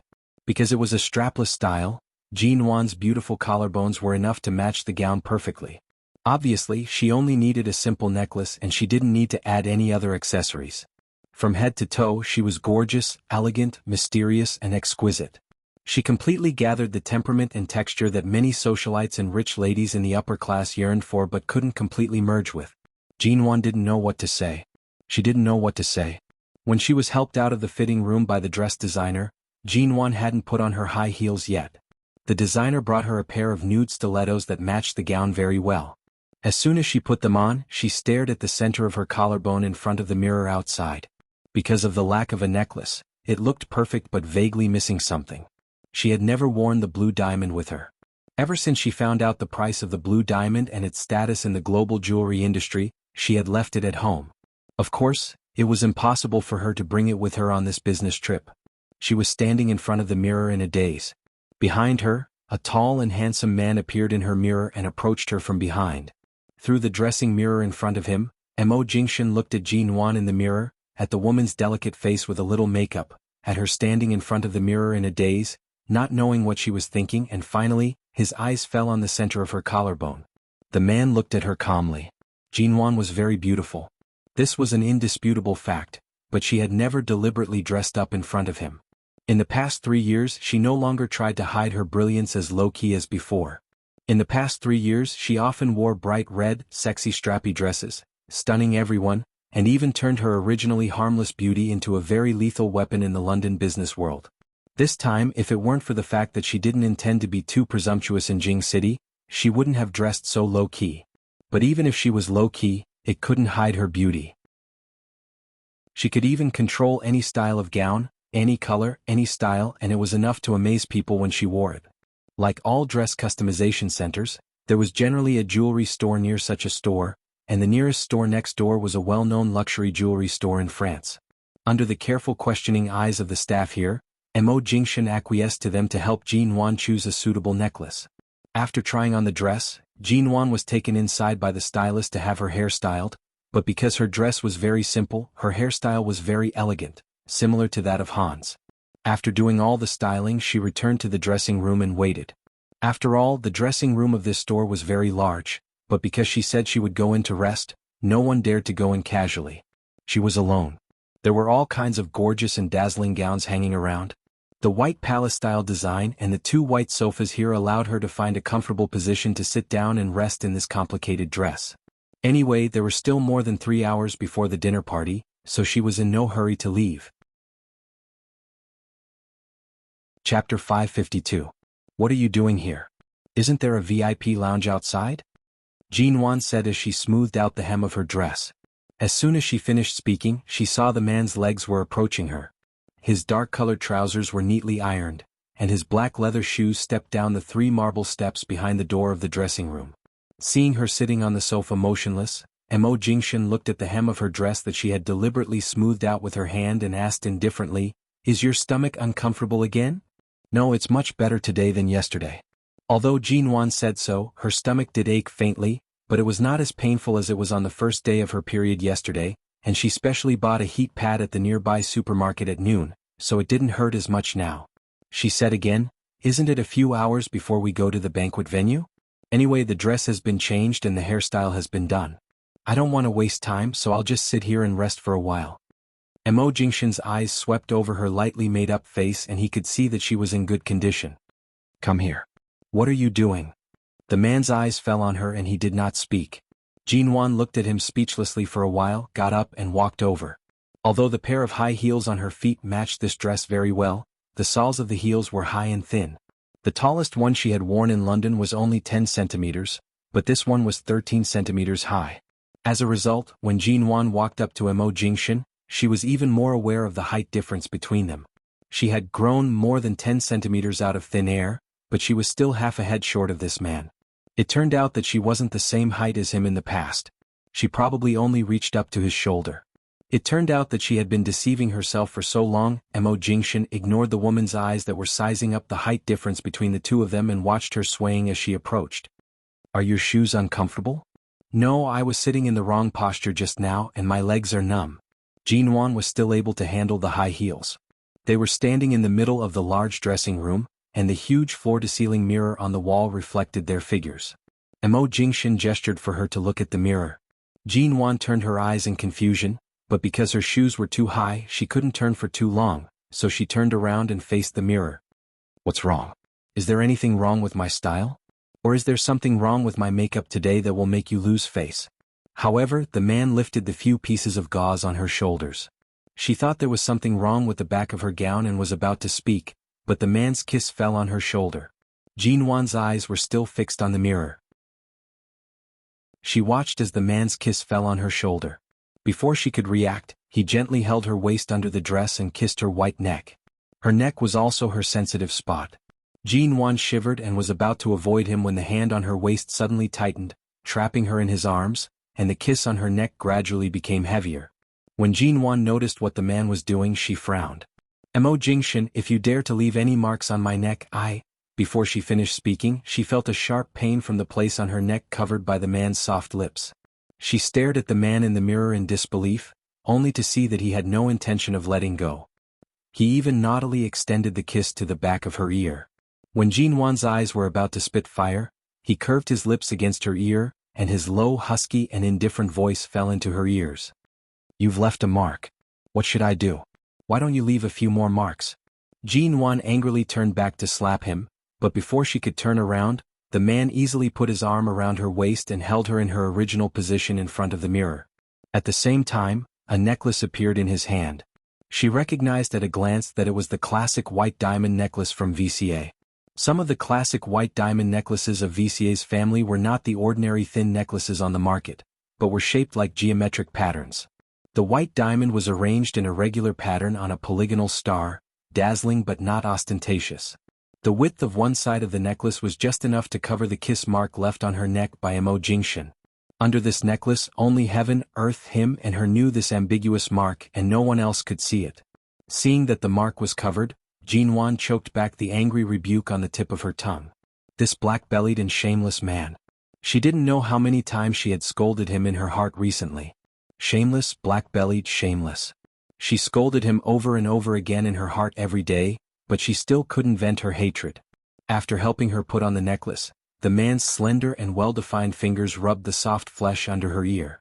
Jin Wan shivered again, wondering if he would even buy her earrings. The result was as he expected. Mo Jingshan picked up a pair of matching diamond earrings and compared them under her ears. Although this was the first time he had worn something like this on a woman, a man's innate sensitivity and adaptability allowed him to quickly find which earring to wear on which side. After putting them on, the man was obviously very satisfied with his masterpiece.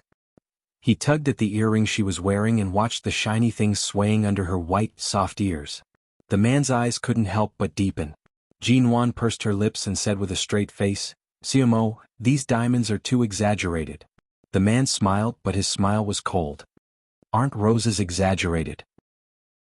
She knew it. The stalk of the roses couldn't be crossed for the time being. "According to what you said, after I wear these to the party tonight, can I take off all the diamonds on them and give them to others one by one? Just like how you gave my roses?" The man's smile didn't diminish, but she could clearly feel that the air around him had dropped 2 degrees. "Jin Wan, are you picking on me?" Jin Wan pursed her lips, glanced at him, and ignored him. This was a dressing room. There shouldn't be any surveillance cameras in it. If Mo Jingshan shamelessly wanted to make a few more small strawberries on her shoulders and neck, she wouldn't be able to go out to see anyone tonight.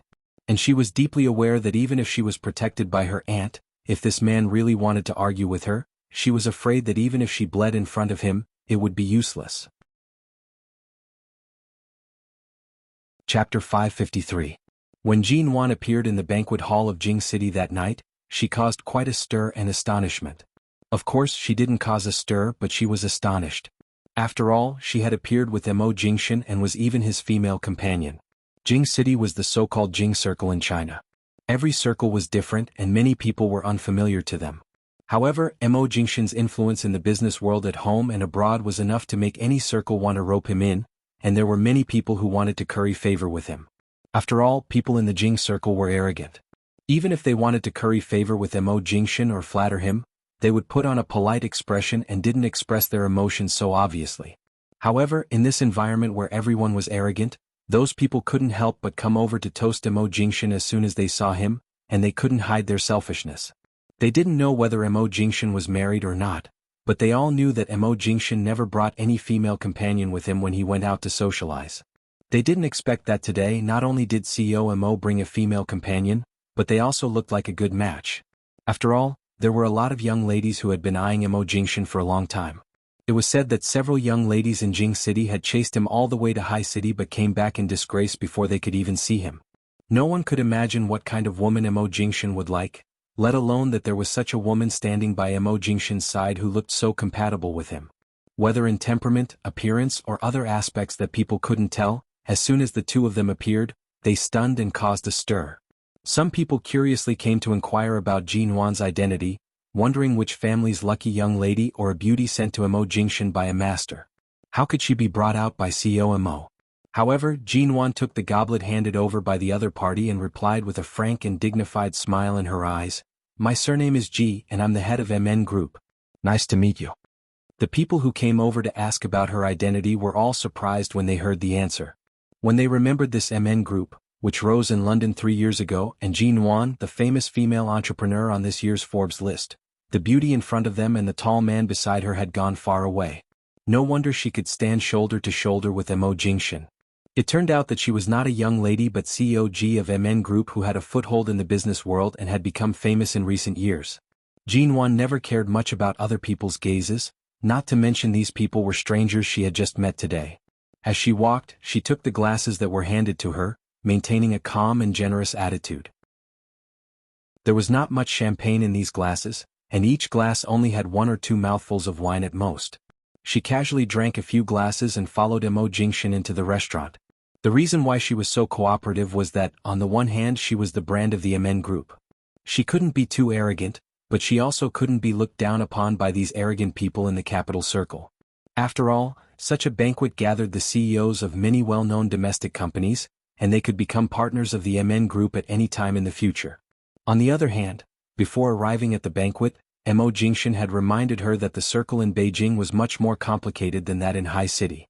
Therefore it was safest to stay with Mo Jingshan. Although she had been too self-indulgent in front of Mo Jingshan recently, she had to consider the situation. A wise man submits to circumstances. Mo Jingshan was the thickest thigh in the domestic business circle. None of the thighs in the capital circle could compare to him. With such a backer, she had to obediently rely on him when she could. After entering, Mo Jingshan took a look at Jin Wan beside him, only to see that she had been holding his arm obediently and had not let go of him all the way in. He took a piece of cake from a passing waiter's plate. "Why are you so obedient now? This is a banquet in the capital city. The atmosphere is different and the circle is different. Everyone is a stranger. You're the only one I know. If I had a second choice, I would never follow you." Jin Wan answered honestly with a fake smile on her face. The man was not hurt by her words. He just smiled and handed the cake to her. "Jin Wan. It's not good for you to ask me to eat on such an occasion, is it?" He glanced down at her. "Even the most famous lady in High City doesn't dare to eat at a banquet?" Jin Wan. She had attended many banquets since she was a child. She had long been used to taking all kinds of delicious food from the banquet to a secluded place to taste this and that after going through the motions beautifully in the banquet hall. It was not the first or second time that she got drunk in a corner and was carried home by someone. Jin Wan was not a greedy person, but she had attended these banquets with Ji Hongwen since she was a child. She had long been used to it. Others were busy showing off at the banquet, but she just wanted to find something to eat to kill time. Otherwise, looking at those hypocritical faces would only make her tired and bored. Jin Wan pursed her lips and didn't speak. Before coming to the banquet, Mo Jingshan knew she would be hungry at night, so he asked Xiao Hu to get out of the car to buy some food for her, but Jin Wan had been sitting in the car without eating, so the dessert was left in the car. She didn't want the car to be filled with the smell of dessert, so she didn't eat it. But now she was really hungry, especially when she was on her period. She felt that she had become a lot more sensitive. She felt cold, tired, or hungry, and she felt weak. She took the cake, found a place to rest in the sofa in the corner, and sat down to eat. The people around them also sat down, but most of them were chatting about work cooperation while drinking casually. After all, Jin Wan was brought here by Mo Jingshan. Even though she was stunningly beautiful, even though she was the head of MN Group, she sat there eating. Although she was not as indifferent as Mo Jingshan, she basically didn't look at those men with big bellies who came near, and these men didn't dare to talk to her because Mo Jingshan was standing nearby. Chapter 554. When Mo Jingshan saw that the cake in Jin Wan's hand had been eaten up, he handed her a plate. Jin Wan took a bite of the cake, chewed it slowly and said vaguely, "Xiao Mo, haven't you noticed that since you walked into the banquet hall, someone's eyes have been glued to you and he hasn't left you at all?" Mo Jingshan took the goblet handed over by the waiter next to him and didn't look in any other direction. He just stood between the single sofa and didn't move more than 3 meters away from her, no matter when someone came to talk to him or now. "Really? Are you talking about yourself?" The man's indifferent voice sounded indifferent and he glanced at her again. Jin Wan resisted the urge to roll her eyes. "Don't you know whether I was busy eating cake or looking at you just now?" The man smiled. "Do you dare say you didn't look at me?" Jin Wan. She did look at him twice. She looked at the crowd again and found that the person who had been looking at Mo Jingshan had disappeared. She couldn't help but raise her eyebrows and look at Mo Jingshan again. Seeing that the man's eyes were indifferent, it was clear that he knew who she was talking about, but he didn't intend to pay attention to her. Oh, what a pity. It seemed that another girl had a one-sided love for him. But Jin Wan didn't know much about Mo Jingshan in the past 3 years, and she didn't know whether he was familiar with the people in Beijing, but from the attitude of these people toward Mo Jingshan, he should be very familiar with him. Therefore, in this so-called Beijing circle that she didn't know very well, there should be other aspects that she didn't know very well. As she thought about it, she took another bite of the cake and picked up a glass of champagne handed over by the waiter to drink. As soon as she brought the champagne to her lips, a young man suddenly came over and said something to Mo Jingshan. Then Jin Wan vaguely heard that he seemed to say, "Xiao Mo, can I have a word with you?" Jin Wan couldn't help raising her head to look at the man, only to find that he seemed to be standing with the beauty who had been looking at Mo Jingshan just now. Mo Jingshan glanced at the man indifferently. "What's the matter? Just stand here and say it." The man's face darkened and then he said with a faint smile, "Xiao Mo, our Rome Corporation and Shine Group have been old friends for years. 2 years ago my sister graduated and went to work in High City and stayed in Shine for a long time. Xiao Mo, you've been taking good care of her. It's rare that we meet again. Even if you don't give me your business partner, face my sister." Mo Jingshan did not have the slightest intention of moving. His tone was mild and unperturbed. When Miss Rome worked at Shine in High City, she only managed to get an internship in the company because of her high education and personal ability. When she worked there for a year, I was in America and only returned to China 3 times a year. How could I possibly take care of her? The so-called Miss Rong's brother smiled and said, "Speaking of which, it's all thanks to my sister that our Rong Corporation has the opportunity to cooperate with Shine. If it weren't for the fact that she didn't want to work in Beijing after graduation and ran away from home to High City, pretending to have no background and only relying on her own resume to work at Shine Group, we wouldn't have gotten involved in so many things." Mo Jingshan put the goblet in his hand on the waiter's tray with his well-defined fingers and glanced at Jin Wan, who was sitting there as if watching a show. He glanced at the goblet in her hand, but when he didn't see her, she picked up the goblet again. Was she going to drink champagne until she was drunk? However, when the man's cold eyes fell on Jin Wan's face, his eyes became gentle and indifferent, but he said indifferently to the people around him, "It's just a business relationship between the two sides. It has nothing to do with anyone. Xiao Rong, don't think too much." Just then, a woman in a white evening dress suddenly came out of the crowd. She looked about 23 or 24 years old, about the same age as Jin Wan. She seemed to have waited for a long time, but Mo Jingshan didn't come over, so she plucked up the courage to come over. Her eyes were glued to him, and her eyes were full of surprise and unconcealable love for seeing him again. The people in the banquet hall began to whisper. Most of them lived in Beijing, and the story of Rong Yan, the second daughter of the famous Rong family in Beijing, had almost spread in the circle. It was said that the second daughter of the Rong family returned to China after graduating from Boston. She had been a good girl in the Rong family since she was a child, but after graduation she went to Los Angeles for an internship for several months. After returning home, she refused to stay in Beijing as if possessed and insisted on going back to the United States to work, but the Rong family didn't agree, took away her passport and clearly told her not to go abroad again. The second daughter of the Rong family had always been good-tempered, but this time she ran away from home in a fit of anger and went straight to High City. She hid her noble identity as the second daughter of the Rong family in Beijing and went to work in Shine Group in High City as a student who had just graduated from abroad. Because she had the qualifications of an internship in Shine Group in the United States for several months, she applied very smoothly and went straight to work. It was said that she was only an intern at first, but she worked hard in High City and refused to go back to Beijing no matter what. No one knew what she was waiting for, but it was said that when Mo Jingshan returned to High City from the United States several times during that year, Miss Rong followed him closely as an intern assistant. She did all kinds of things very well, serving tea and pouring water. She worked very hard, so she worked at Shine Group in High City for more than a year. It wasn't difficult to guess that the second daughter of the Rong family stayed in High City and preferred to hide her identity as an intern employee because of Mo Jingshan. Later, Rong Yan's brother, Rong Cheng, the current general manager of the Rong Corporation, went to High City to discuss a cooperation project and found that she was working there. When Rong Cheng went there, it happened to be the time when Mo Jingshan returned to China, and they forcibly took Rong Yan back to Beijing in front of Mo Jingshan. After Rong Yan was taken back to Beijing, she made a scene for a long time. It was said that she went on a hunger strike and cried, trying to go to Los Angeles or High City, but the Rong family wouldn't allow her, a young lady in the social circle of Beijing, to indulge herself in pursuing a man. Even if the man she pursued was Mo Jingshan, they wouldn't allow her to wait for a man in such a humble way. Just like that, more than a year passed. Mo Jingshan finally returned to the country. Mo Jingshan finally came to Jing City. Chapter 555. Seeing that Rong Yan had come over, Rong Cheng looked at Mo Jingshan again. "Xiao Mo, we've known each other for a long time. I don't think it's appropriate for us to discuss some things here. Why don't we sit down somewhere else and talk?" After all, Rong Cheng was the general manager of the Rong Corporation. He was about the same age as Mo Jingshan. He smiled carelessly, but it was not hard to see that he was also a man of means. At least on the surface he appeared to be very kind, but in his bones he was obviously arrogant as a member of the Rong family.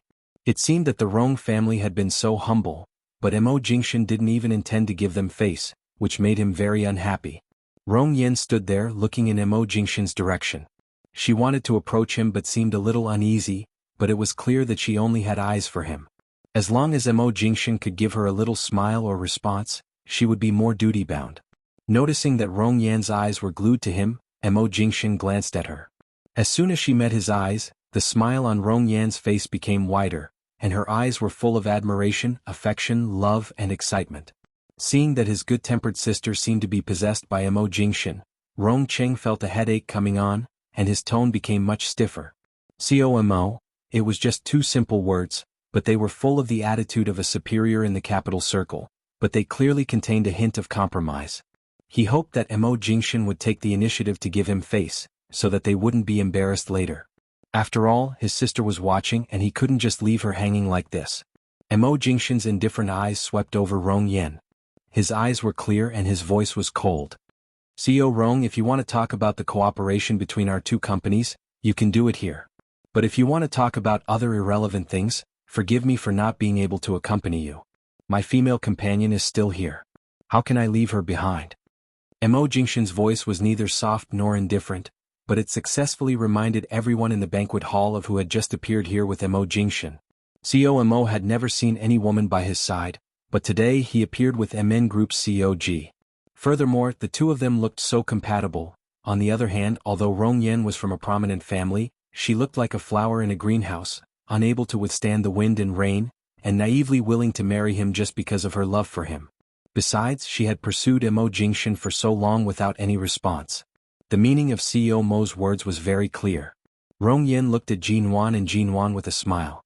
Jin Wan, who was suddenly stared at by many people, still sat calmly and quietly on the single sofa. She gave a faint smile. No one knew whether she was smiling or not, but obviously the advantage of the Rong family's second daughter's family background was useless in front of Jin Wan. The princess of the capital circle might not be comparable to Jin Wan, a woman who could stand shoulder to shoulder with Mo Jingshan.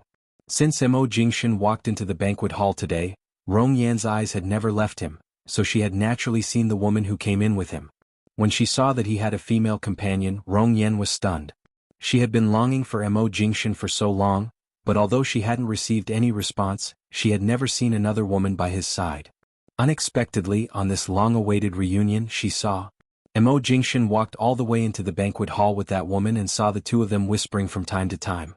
There was no sense of superiority or flattery on the woman's face and even a little arrogant. However, Mo Jingshan, who had always been cold, seemed to indulge her very much.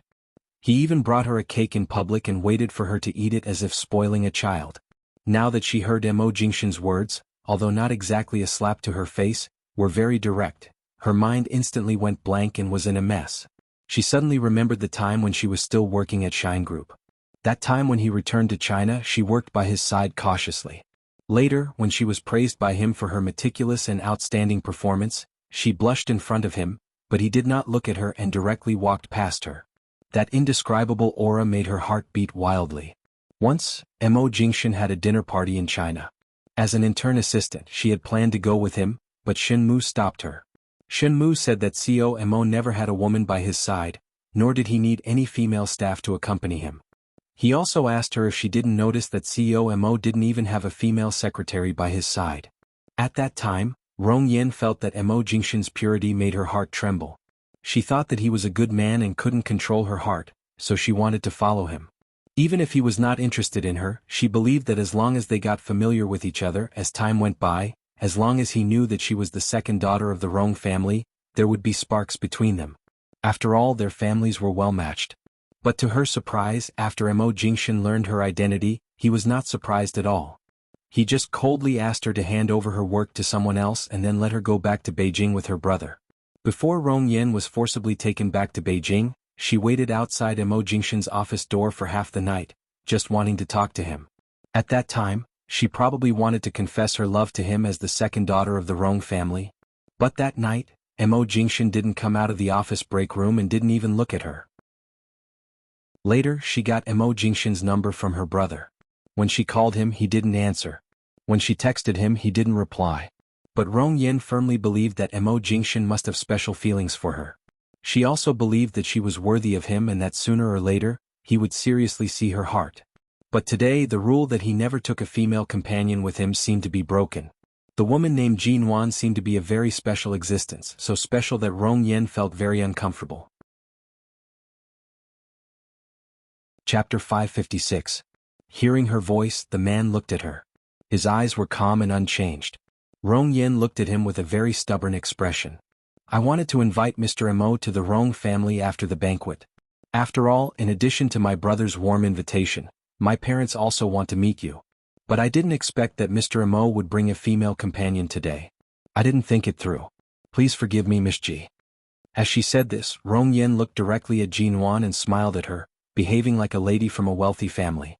Mo Jingshan glanced at her and said flatly, "You don't have to apologize to her. Even if I don't have a female companion tonight, I have no reason to go to the Rong family. The relationship between our companies can't be so deep.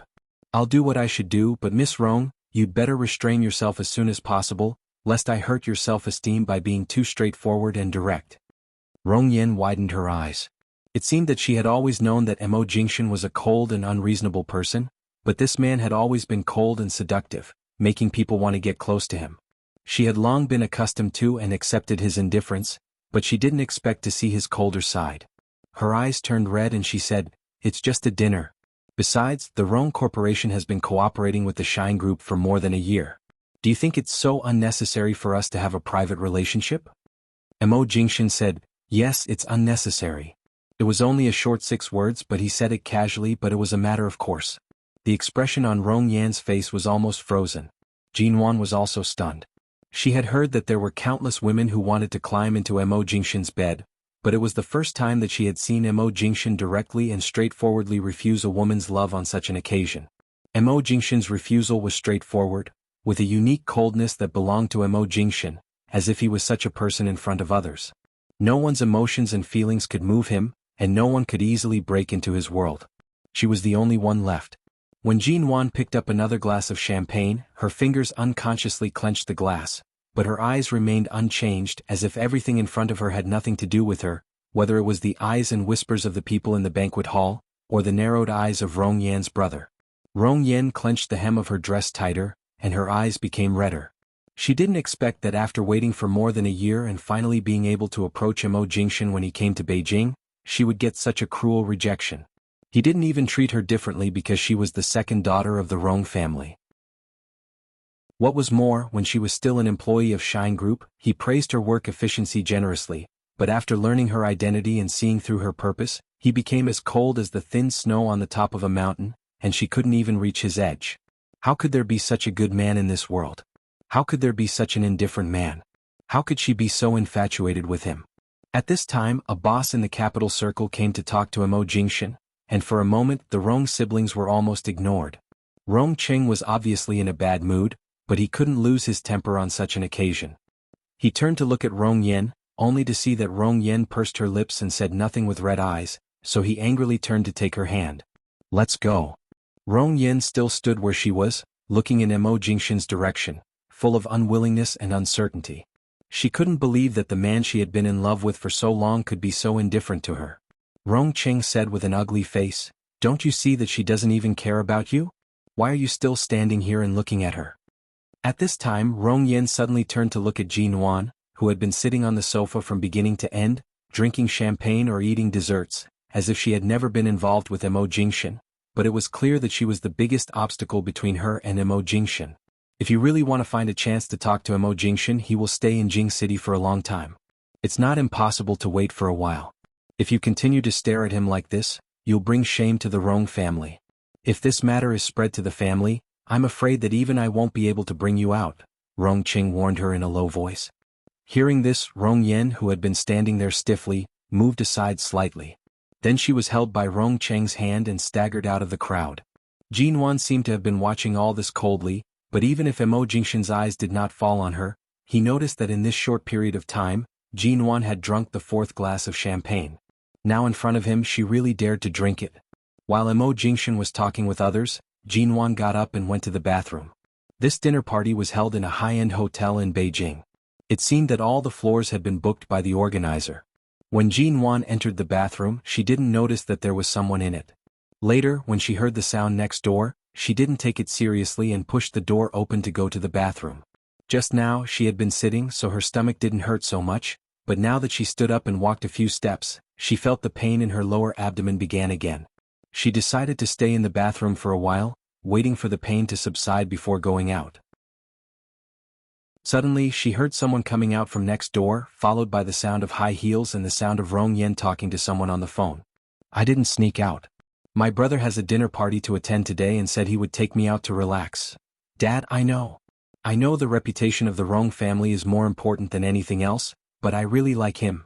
Even if I can't go to the United States or Haicheng again, at least let me see him when he comes to Beijing. I've always listened to my family since I was a child, but when it comes to love, if I hadn't met him, I might have listened to my family's arrangements, but now that I've met him, I'll never meet a man who can move my heart more than him in my life. In fact, you also admire Mo Jingshan, don't you? It's just because I'm the one who takes the initiative that you don't agree, but I just don't want to let go. Even if, maybe there is a white moon in his heart, it should be a long time ago.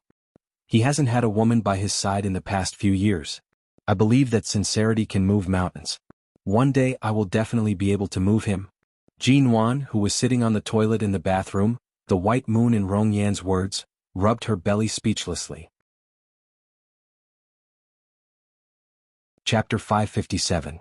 This Miss Rong must have watched too many novels and TV shows and completely regarded herself as the heroine of a certain princess drama, while others were the moonlight or NPCs who were bound to be defeated by her in the end. Even the arrogant ways of the princesses of the Beijing circle were so refreshing. It was quiet outside. Perhaps Miss Rong had finished her phone call. Jin Wan waited for a while and heard no sound, so she came out. She didn't expect that she hadn't left. Why was she standing here so quietly like a ghost? Anyway, she had come out and seen everything. Jin Wan just glanced at her, walked over, put down her bag, washed her hands and dried them with hot air. Then she took out lipstick from her bag and touched up her makeup in front of the mirror. After all, the dress she wore today was very simple and elegant, and she only wore light makeup. If she didn't touch up her makeup, she would look too perfunctory for this party. She had just applied a few times when Rong Yan's eyes looked directly at her through the mirror in front of her. Jin Wan had never paid attention to others, but she still paused because of Rong Yan's gaze. The two of them looked at each other through the mirror. One was carefully looking and observing her, while the other was calmly and indifferently applying lipstick on her lips. Jin Wan knew very well that Rong Yan was looking at her inquisitively. She wasn't sure who she was and she wasn't sure if she should ask Jin Wan anything, so she just looked at her with a complicated expression. There was a sneer in Jin Wan's calm eyes. She was used to all kinds of spoiled young ladies from rich families who were arrogant and provocative, but when it came to Rong Yan, a so-called princess of the Beijing circle, she was like a rival in love, who had been well protected by her family since she was a child. She only felt disgusted. She liked a man, but she was so careful to do so many things. First, she hid her identity and went to work in his company. Then she followed him and poured him tea. Finally, she suddenly found out that this little intern was actually the second daughter of the Rong family. She made it seem like she was acting in a movie. Who was it for? Did she think Mo Jingshan was a teenage boy who had his first awakening of love and would be moved by her unhesitatingly romantic way of courting him? In Jin Wan's eyes, what Rong Yan did was child's play. In Mo Jingshan's eyes, she was probably a psycho. This kind of little rabbit might not even be called a little rabbit. After all, when a rabbit was anxious, it would still hurt when it bit. Seeing the coldness in Jin Wan's eyes, Jin Wan walked over and stood by her side, asking, "Miss Ji, what is your relationship with Mo Jingshan?" Jin Wan raised her eyebrows in the mirror and chuckled because she was too straightforward. She answered indifferently, "Miss Rong, what do you think? What do you think our relationship should be?" After saying that, he retracted his gaze and continued to touch up his makeup. He did not intend to be entangled with her for too long. Rong Yan didn't want to hide such a big knot in her heart, so she simply walked up to Jin Wan and blocked her view while she was touching up her makeup. But when she saw Jin Wan's face at such a close distance, her heart still twitched slightly. Earlier, Jin Wan was sitting on the sofa in the corner of the banquet hall. There was not enough light to see her clearly, but he could tell that she was a very beautiful woman. Looking at her now, she was more than beautiful. Rong Yan had seen all kinds of beautiful women in this circle since she was a child. She had seen many beautiful women, but there were only a few who could be called beautiful. Unfortunately, this Jin Wan was one of the most beautiful people. The woman in front of him was beautiful, but there was only a slight sneer in her eyes. Even though her sight was blocked, she still calmly touched up her makeup, and then put her things back into her bag, as if there was only an obstacle in front of her that she could not move away. She did not intend to avoid it, nor did she intend to push it away. She just completely ignored it. Seeing that Jin Wan was going to ignore her and was about to walk away, Rong Yan asked again, "How far have you and Jingshan developed?" "Between you and him." "Jingshan? Why are you calling me so intimately?" Jin Wan expressionlessly took the bag into her hands, tilting her head to look at her. Are you close to him? No matter how far we have developed, it doesn't seem to be something you're qualified to ask, Miss Rong. In Beijing, even if the Rong family can do whatever they want, it doesn't seem to be easy to interfere with other people's feelings. Miss Rong, do you think you're so naive? Do you think I'll patiently tell you our story just because you insist on asking me a few questions? Rong Yen didn't expect that Jin Wan would either ignore her or be so unkind as soon as she opened her mouth. It seemed that there really was a story between her and Mo Jingshan. She had been protected by the Rong family since she was a child. It was no exaggeration to say that she was the apple of the Rong family's eye, but she didn't have the bad habits of being arrogant or spoiled. Although she was not really naive, her way of thinking was relatively simple. However, Jin Wan's words still poked her heart, and Rong Yan's face darkened. Rong Yan bit her lip and said again, when I was working in High City, I heard people mention something like Miss Ji, but only occasionally. At that time, those people cautiously winked at each other as if mentioning this name in the company was taboo. So this so-called Miss Ji is you? Yes, so what? Jin Wan asked. You and Mo Jingshan were together, weren't you? But then you broke up, right? So they didn't dare to mention your name in the company, so did you hurt him? Then how dare you come back to stand by his side? He deserves better and you don't deserve it. Rong Yen stared at her. Jin Wan looked at her with wide eyes, like a princess who had turned into a fighter to protect the love she believed in. In fact, Jin Wan envied her more or less. At least she had been carefree since she was a child, and at least all her purposes were pure. When Jin Wan spoke just now, she just wanted to shatter the unrealistic fantasies of Miss Rong, a pure little girl about the man she liked, but she didn't expect that Miss Rong was so simple and stubborn. No wonder she became the white moonlight in her eyes. Perhaps Rong Yen thought she was the kind of woman who had been with Mo Jingshan and then left him because of some interests or some misunderstanding. She must have labeled her as the white moonlight in her heart. Seeing that Jin Wan just looked at her coldly and didn't speak after hearing her words about whether he deserved her or not, Rong Yen instinctively felt that she must have touched Jin Wan's sore spot. Although Jin Wan was beautiful, she believed that Mo Jingshan was just obsessed with her. She must have seen that Mo Jingshan's position in the domestic and foreign business world was becoming more and more stable, so she wanted to cling to his thigh for her own interests. She was definitely a scheming woman. Chapter 558. Of course, Jin Wan didn't know that Rong Yen was imagining a Mary Sue drama, and she was the villain, a coquettish bitch. But Jin Wan could see some emotions in her eyes. Jin Wan raised her red lips and smiled lazily. Miss Rong, you're probably a flower in a greenhouse. It's fine if you think things are simple, but it's wrong of you to blame me with your stupid idea. You forced yourself to put the plot you've made up on me. I haven't said anything yet, but you're the one who's excited. How should I describe your expression now? Rong Yen blushed at her words. If you hadn't separated from Jingshan for some reason, how could he have let the woman he liked leave him? Since you've separated, it proves that his feelings for you are just that. If he really likes you, why haven't you appeared by his side in the past few years? Why hasn't he mentioned your name? In the past 3 years? All of this. No matter how she quarreled or entangled with him, it didn't seem to make sense to tell an outsider. Besides, in the past 3 years she really hadn't been by Mo Jingshan's side. On the contrary, in order to wait for him, Miss Rong returned to High City from Los Angeles. She would rather see him only a few times a year and still firmly waited for him in the company in High City. She stood by his side, appeared behind him, and even received praise or a smile from him because of her excellent performance at work. For a few seconds, Jin Wan's heart was filled with mixed emotions. Earlier, when she was outside listening to the people whispering about Miss Rong, she did not have any other thoughts. However, right now her heart was filled with displeasure. But the smile on her face didn't fade, and the curve of her red lips deepened. She said lightly, "It doesn't matter whether he mentioned my name or not. What matters is that Miss Rong, you chased him from Los Angeles to High City, hid your identity and followed him intimately, but in the end you were still rejected. You don't even know the slightest bit about the situation between him and me, yet you dare to make an evaluation. I also admire your courage. He asked your brother to directly bring you back to Jing City. Can't you see that he's obviously keeping a distance? Do you want him to reject you a few more times, or not give you any face in public like he did just now?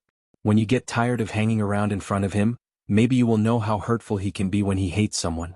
At that time, I'm afraid you won't even be able to find your voice when you cry." In fact, Jin Wan felt a little upset when she said this, although she didn't want to admit it. Mo Jingshan didn't hate Rong Yen. Even though he didn't respond to her at all and didn't intend to give face to the Rong family, he didn't know what Rong Yen was like when she was with him, but it was clear that he was very polite to her. The more Rong Yen listened, the angrier she became. I'm just chasing him. No matter what your relationship is, he is not married and you haven't been by his side these years. It's not wrong for me to chase him. If you don't want other women to be by his side, then don't leave. Why did you come back after leaving for so long? I didn't interfere in anyone's relationship. I like him and I like him openly. Hearing this, Jinwan suddenly sneered. She didn't explain and didn't want to talk to her anymore, so she turned and walked out. Rong Yen thought that Jinwan couldn't argue with her and thought that Jinwan must be in the wrong. When she thought that Jinwan would go to Mo Jingshan after leaving, she hurriedly walked over and reached out to grab Jinwan's hand. Miss Ji, wait a minute. Don't go. Let's make it clear.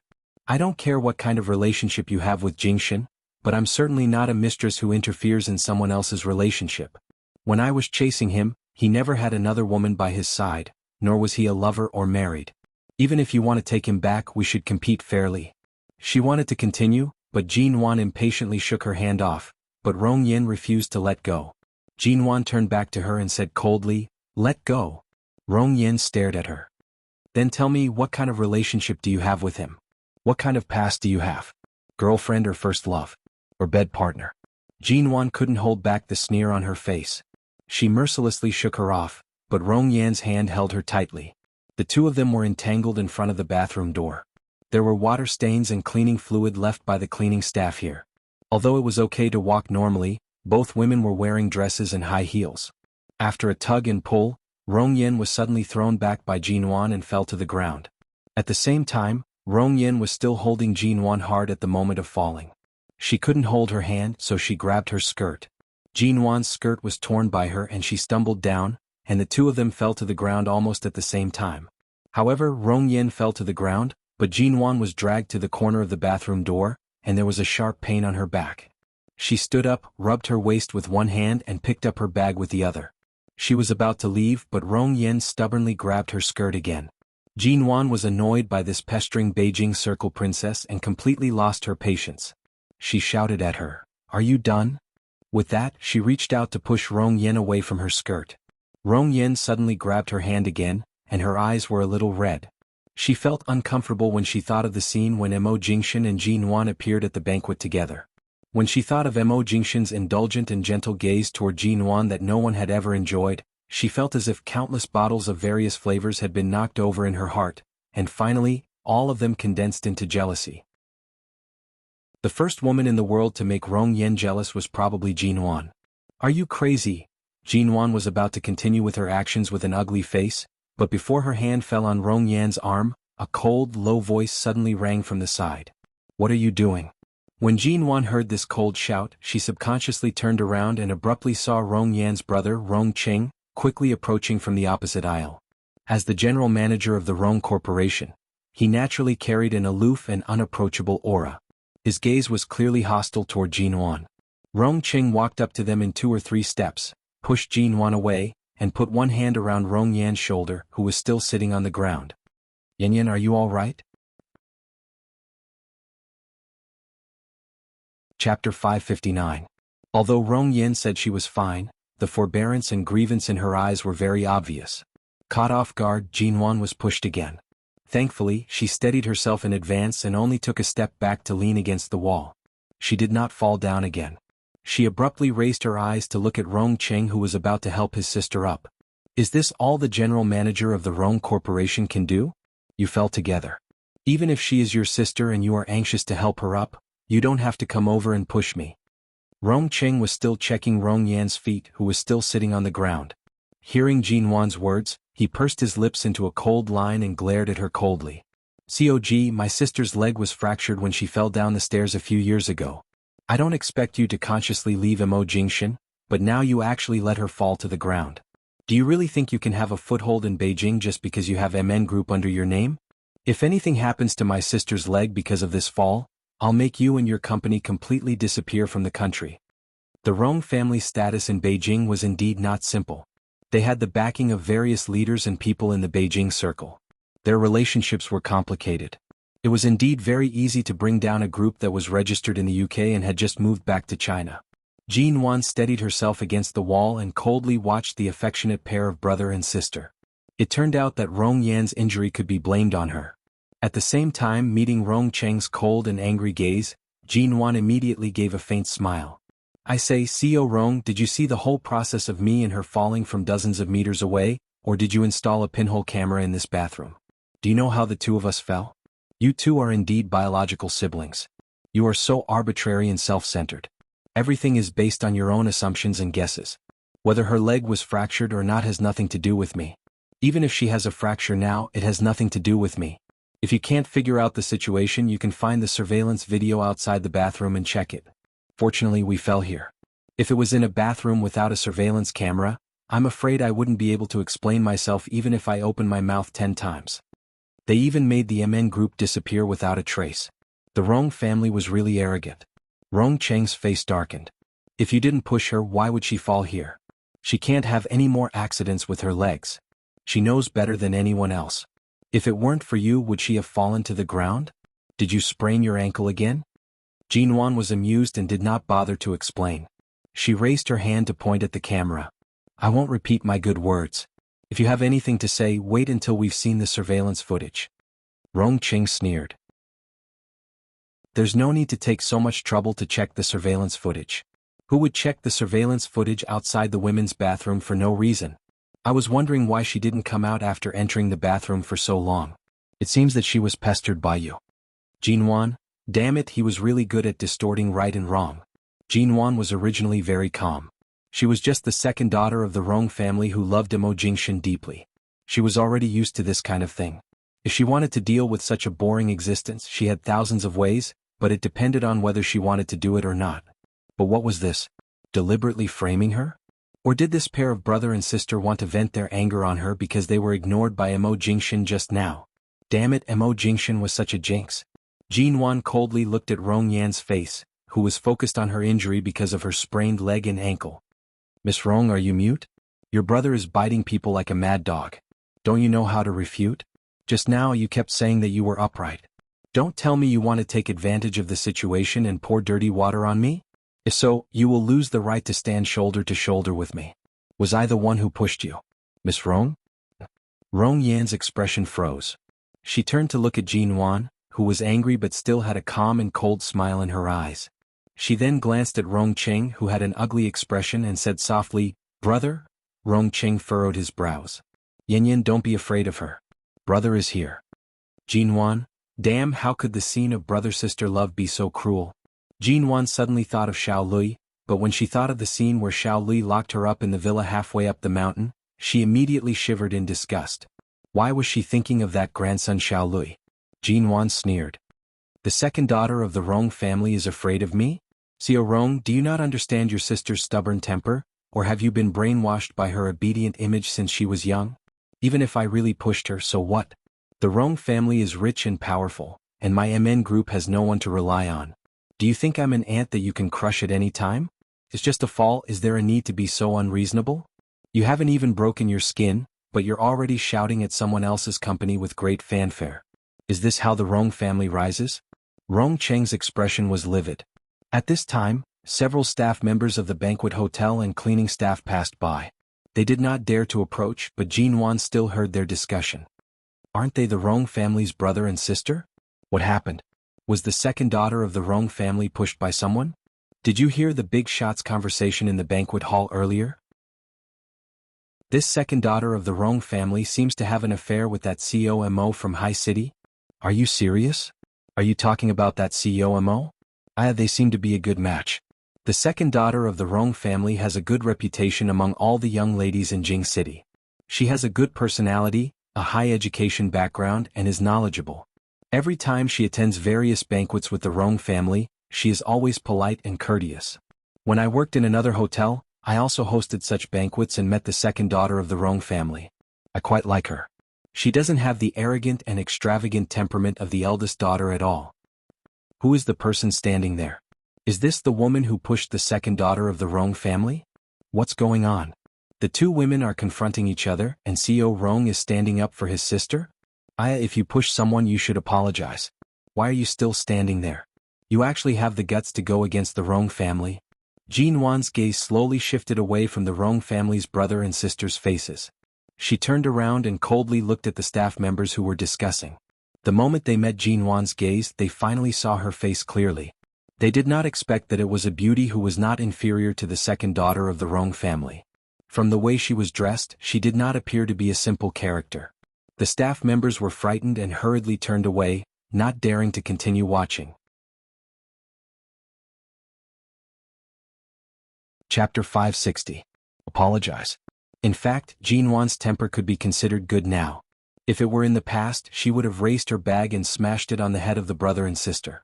Apologize. She didn't need to apologize. However, the staff who left seemed to be biased towards Miss Rong. After they left, they informed the security guards. In less than 2 minutes, several security guards came over. When they saw Rong Qing helping Rong Yan up, they were all from Jing City and naturally recognized Rong Qing. They bowed to him and said, "Mr. Rong, I heard that something happened here." "What happened?" Rong Cheng's face darkened. "Nothing. It's just that this COG pushed my sister down inexplicably. I was going to argue with her, but she seemed to be very dissatisfied." Hearing this, the security guards subconsciously surrounded Jin Wan as if they were afraid that she would run away. Although they didn't do anything, they all stood behind her. Jin Wan was tightly surrounded by these people. Her eyes turned cold. The Rong family was really despicable. Were they going to be unreasonable just because they were in their own territory? All of a sudden, a gap appeared in the encirclement formed by the Rong siblings and the security guards, and a tall, black figure appeared. Mo Jingshan's expression was cold as he pushed them aside and walked toward her. He approached Jin Wan and saw that her complexion was not very good. Even though she had specially touched up her makeup because he knew her too well, he could easily see a trace of exhaustion and the discomfort of her period in her cold eyes from the discomfort in her period. "What's the matter?" The man's voice fell on her head, but he was obviously questioning the people behind him. They didn't expect that CEO Mo would come. Even if Mo Jingshan was not from Jing City, everyone knew his name. In a place like Jing Circle, everyone wanted to flatter CEO Mo. The security guards hesitated and felt that they couldn't offend either side, so they simply didn't dare to get involved. They stepped back a little and no one dared to speak. When Rong Yen saw Mo Jingshan suddenly appear, her face also changed, but Rong Qing coldly narrowed his eyes, obviously unhappy. Jin Wan stood by the wall and did not speak, but Mo Jingshan's hand directly held her waist. His low and deep voice was patient and gentle. "Do I have to send someone to follow you every time you go to the bathroom? I think we should transfer Feng Ling back from Nanhang's side. I can only be at ease if she's always by your side." As he spoke, he glanced at the crease at the bottom of Jin Wan's dress. It was obvious that someone had pulled it forcefully. His gaze turned cold for a moment before he looked at the Rong siblings. Seeing Mo Jingshan holding Jin Wan's waist like this, Rong Yen suddenly felt suffocated. She stared at him with red eyes, and the uncontrollable soreness in her chest spread wantonly. "Mr. Mo Jingshan glanced at her. His gaze was cold and devoid of any warmth. Rong Cheng's eyes also flickered with obvious displeasure. He sneered. "Tio Mo, although I don't know what the relationship between you and COG is," she pushed Rong Yen to the ground. "Now Rong Yan's ankle is sprained and I didn't say anything. I just asked her to apologize. Is it too much?" Mo Jingshan lowered his eyes. "Did you push her?" It was obviously a rhetorical question. It could be heard that he didn't think she would do such an idiotic thing. Jin Wan coldly rolled her eyes. "No, she fell on her own. She grabbed my hand and wouldn't let go. I was impatient and wanted to shake her off, but the two of us fell to the ground at the same time. I also sprained my ankle. I didn't say anything. It's not like I can't walk. I don't know why Miss Rong is sitting on the ground without moving." Mo Jingshan's gaze fell on Rong Cheng's face as soon as she finished speaking. He didn't look at Rong Yen again. Obviously, it was Rong Cheng who deliberately ignored the facts and provoked Jin Wan. "CO Rong, did you hear that?" Rong Cheng immediately laughed in anger. "CO Mo, it seems that this COG really has a special relationship with you. Have you ever seen anyone who has done something bad admit it?" Just now in the banquet hall, she kept looking at Rong Yen. After Rong Yen went to the bathroom, she also came to the bathroom. When I came, I saw Rong Yen sitting on the ground with red eyes, but COG looked cold and arrogant like a peacock. I really don't believe that she didn't push her. Mo Jingshan looked at him calmly. "She said she didn't, then she didn't?" If I guessed right, she must have asked you to check the surveillance cameras here, but you refused, right? Rong Qing narrowed his eyes quietly. He didn't expect that he knew Jinwan so well. Seeing his expression, Mo Jingshan coldly smiled. CO Rong, if you really want an explanation, you can ask Miss Rong what happened, or you can check the surveillance cameras. These two clear choices are placed in front of you, but you ignored them. Obviously, your purpose is not to find the truth, nor is it to seek justice. You just want to tell her that the Rong family doesn't need to reason with the people they want to target, and you don't need to show any mercy. As long as you don't like her, you can drive her into a corner at any time. Mo Jingshan's voice was indifferent and seemed to be emotionless, but it was so low and cold that it made people's hearts tremble. Rong Cheng's eyes darkened. Rong Yin looked at Mo Jingshan's arm, which had never left Jinwan's waist, closed her eyes, raised her hand and carefully tugged at Rong Cheng's cuff, whispering, "Brother, it wasn't Miss Ji who pushed me. I fell myself." Mo Jingshan was expressionless. "Did you hear that?" Before he finished speaking, he had moved his eyes away from their faces and looked at Jinwan. "Didn't you say you also sprained your ankle?" "Which ankle? Is it serious?" Jinwan didn't look at him and just casually adjusted the hem of her dress. "It's all right. It's just a sprain. It won't affect my walking." Before she could finish her sentence, her entire body was suddenly lifted up in a horizontal hug. Jinwan's voice was suddenly choked in her throat because of his movement. Mo Jingshan's long legs had already moved, and he didn't continue to talk nonsense with anyone here. He carried her into the elevator in the corridor ahead. This hotel had been booked by the organizer, and all the rooms upstairs could be used to rest at any time. The door of the retro luxury elevator opened and closed. Chapter 561. Jinwan was taken into the room upstairs of the banquet hotel. She lay in the man's arms and felt that Mo Jingshan had been holding her more and more often recently. He didn't do it so often before his divorce. And he didn't do it so openly. Seeing that they had entered the room, she moved in his arms. The man glanced at her. "Which leg did you sprain?" With that, he was about to put her on the sofa in the room, but then he hesitated. Seeing that she didn't resist as she usually did, he paused and hesitated for a moment. He just sat on the sofa with her in his arms and let her sit on his lap. He held her waist with one hand and lifted her foot with the other. "Does it still hurt?" Jinwan didn't move, just looked at the man's movements and then looked down at her foot. "It's all right. It's just a slight sprain. It's all right. It's not serious." Seeing that she didn't even want to let go of the chance to ask for comfort from him, Mo Jingshan put down the hem of her dress and held the little woman in his arms who looked distant because of the displeasure in her eyes. He chuckled and his voice became lower. "Are you jealous? You don't want to be entangled with anyone. Why did you get entangled with Rong Yan in the bathroom?" Jinwan rolled her eyes at him expressionlessly. "Miss Rong is stubborn and clingy. I really don't want to talk to her." The man looked at her unhappy face when she mentioned Rong Yan and smiled calmly. "I thought you would ignore her to the end." From the moment Rong Yan appeared in the banquet hall to the whispers among the guests, Jinwan had been sitting on the sofa eating and drinking quietly as if she was not affected at all. Now she finally looked displeased, although a large part of the reason was that she was framed and the other party didn't intend to ask for the truth but deliberately targeted her, which made her angry. Jinwan glanced at the long gown that covered her feet and suppressed the emotions that flashed across her eyes. "Earlier on, for a moment, I suddenly felt that it's not bad to have an older brother who will stand up for me no matter what." Mo Jingshan looked at her eyes. She couldn't see his specific expression, but there was a gentle and patient smile on his lips. "Don't you have me?" Jinwan had only been thinking about her background for a moment and did not think about anything else. Hearing Mo Jingshan's words, she raised her eyes to look at him. "For you, Miss Rong went to work in your company like a princess. You've seen her several times. Did you already know her identity wasn't simple? There are tens of thousands of employees in the company, and there are at least 5 intern assistants like her. We don't have any communication except for work. Why would I investigate her identity?" Mo Jingshan was obviously not interested in this topic. It seemed that no matter what Rong Yan did to him, he had only met her a few times and he didn't even remember her name at first. "Really?" Jinwan's face was cold. "As far as I know, COMO, you're very observant.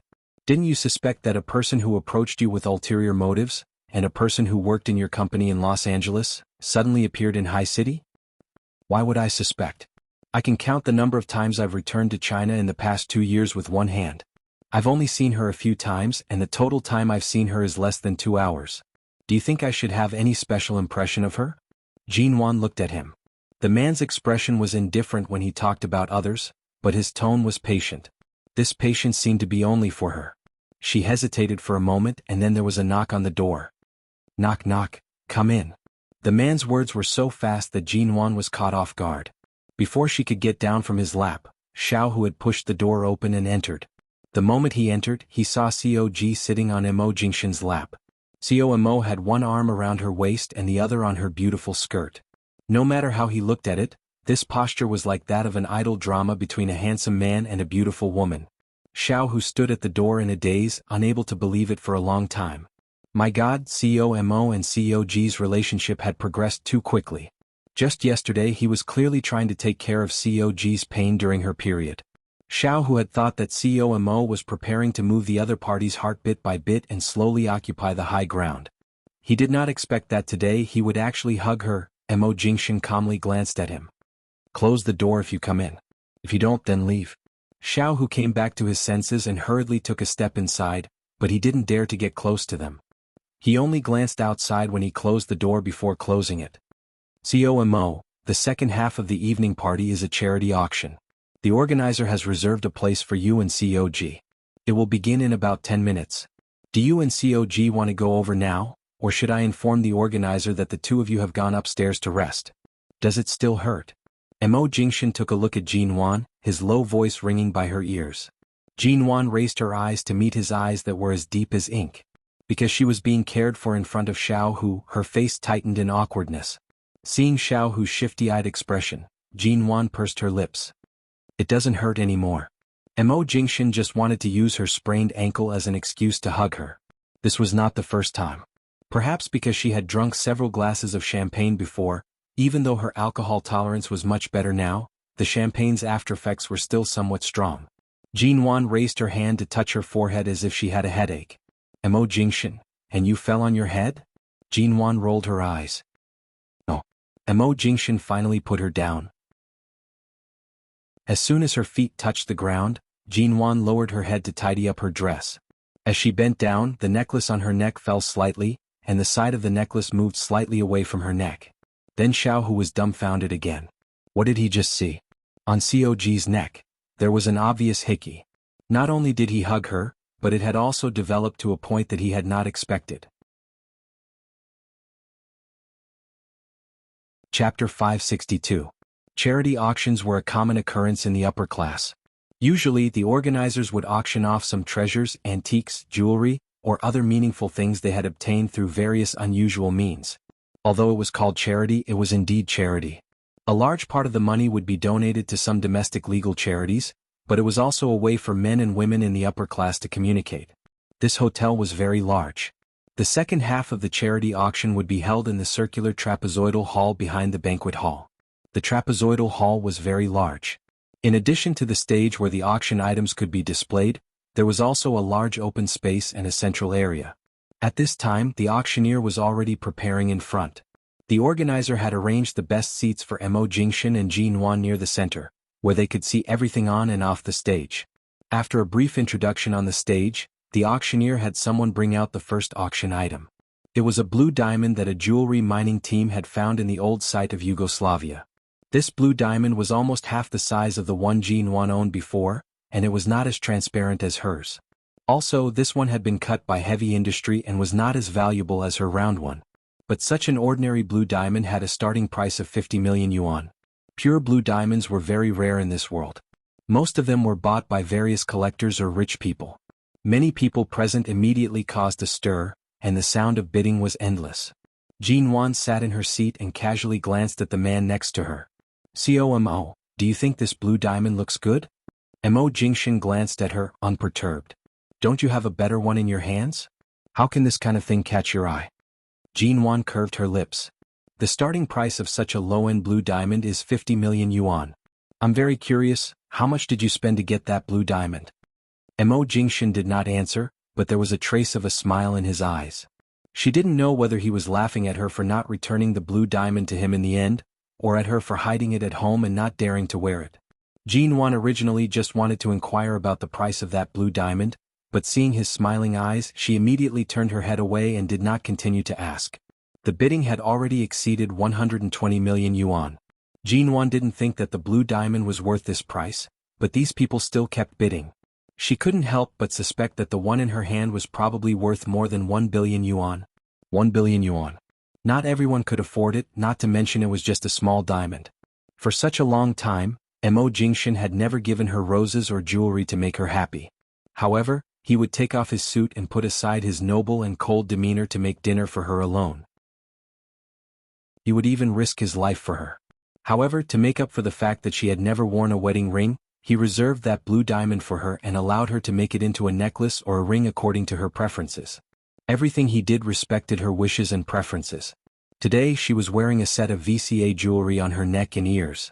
It was most likely because the bouquet of roses that the anti-sun gave her had angered him. It was rare for Mo Jingshan to be so superficial.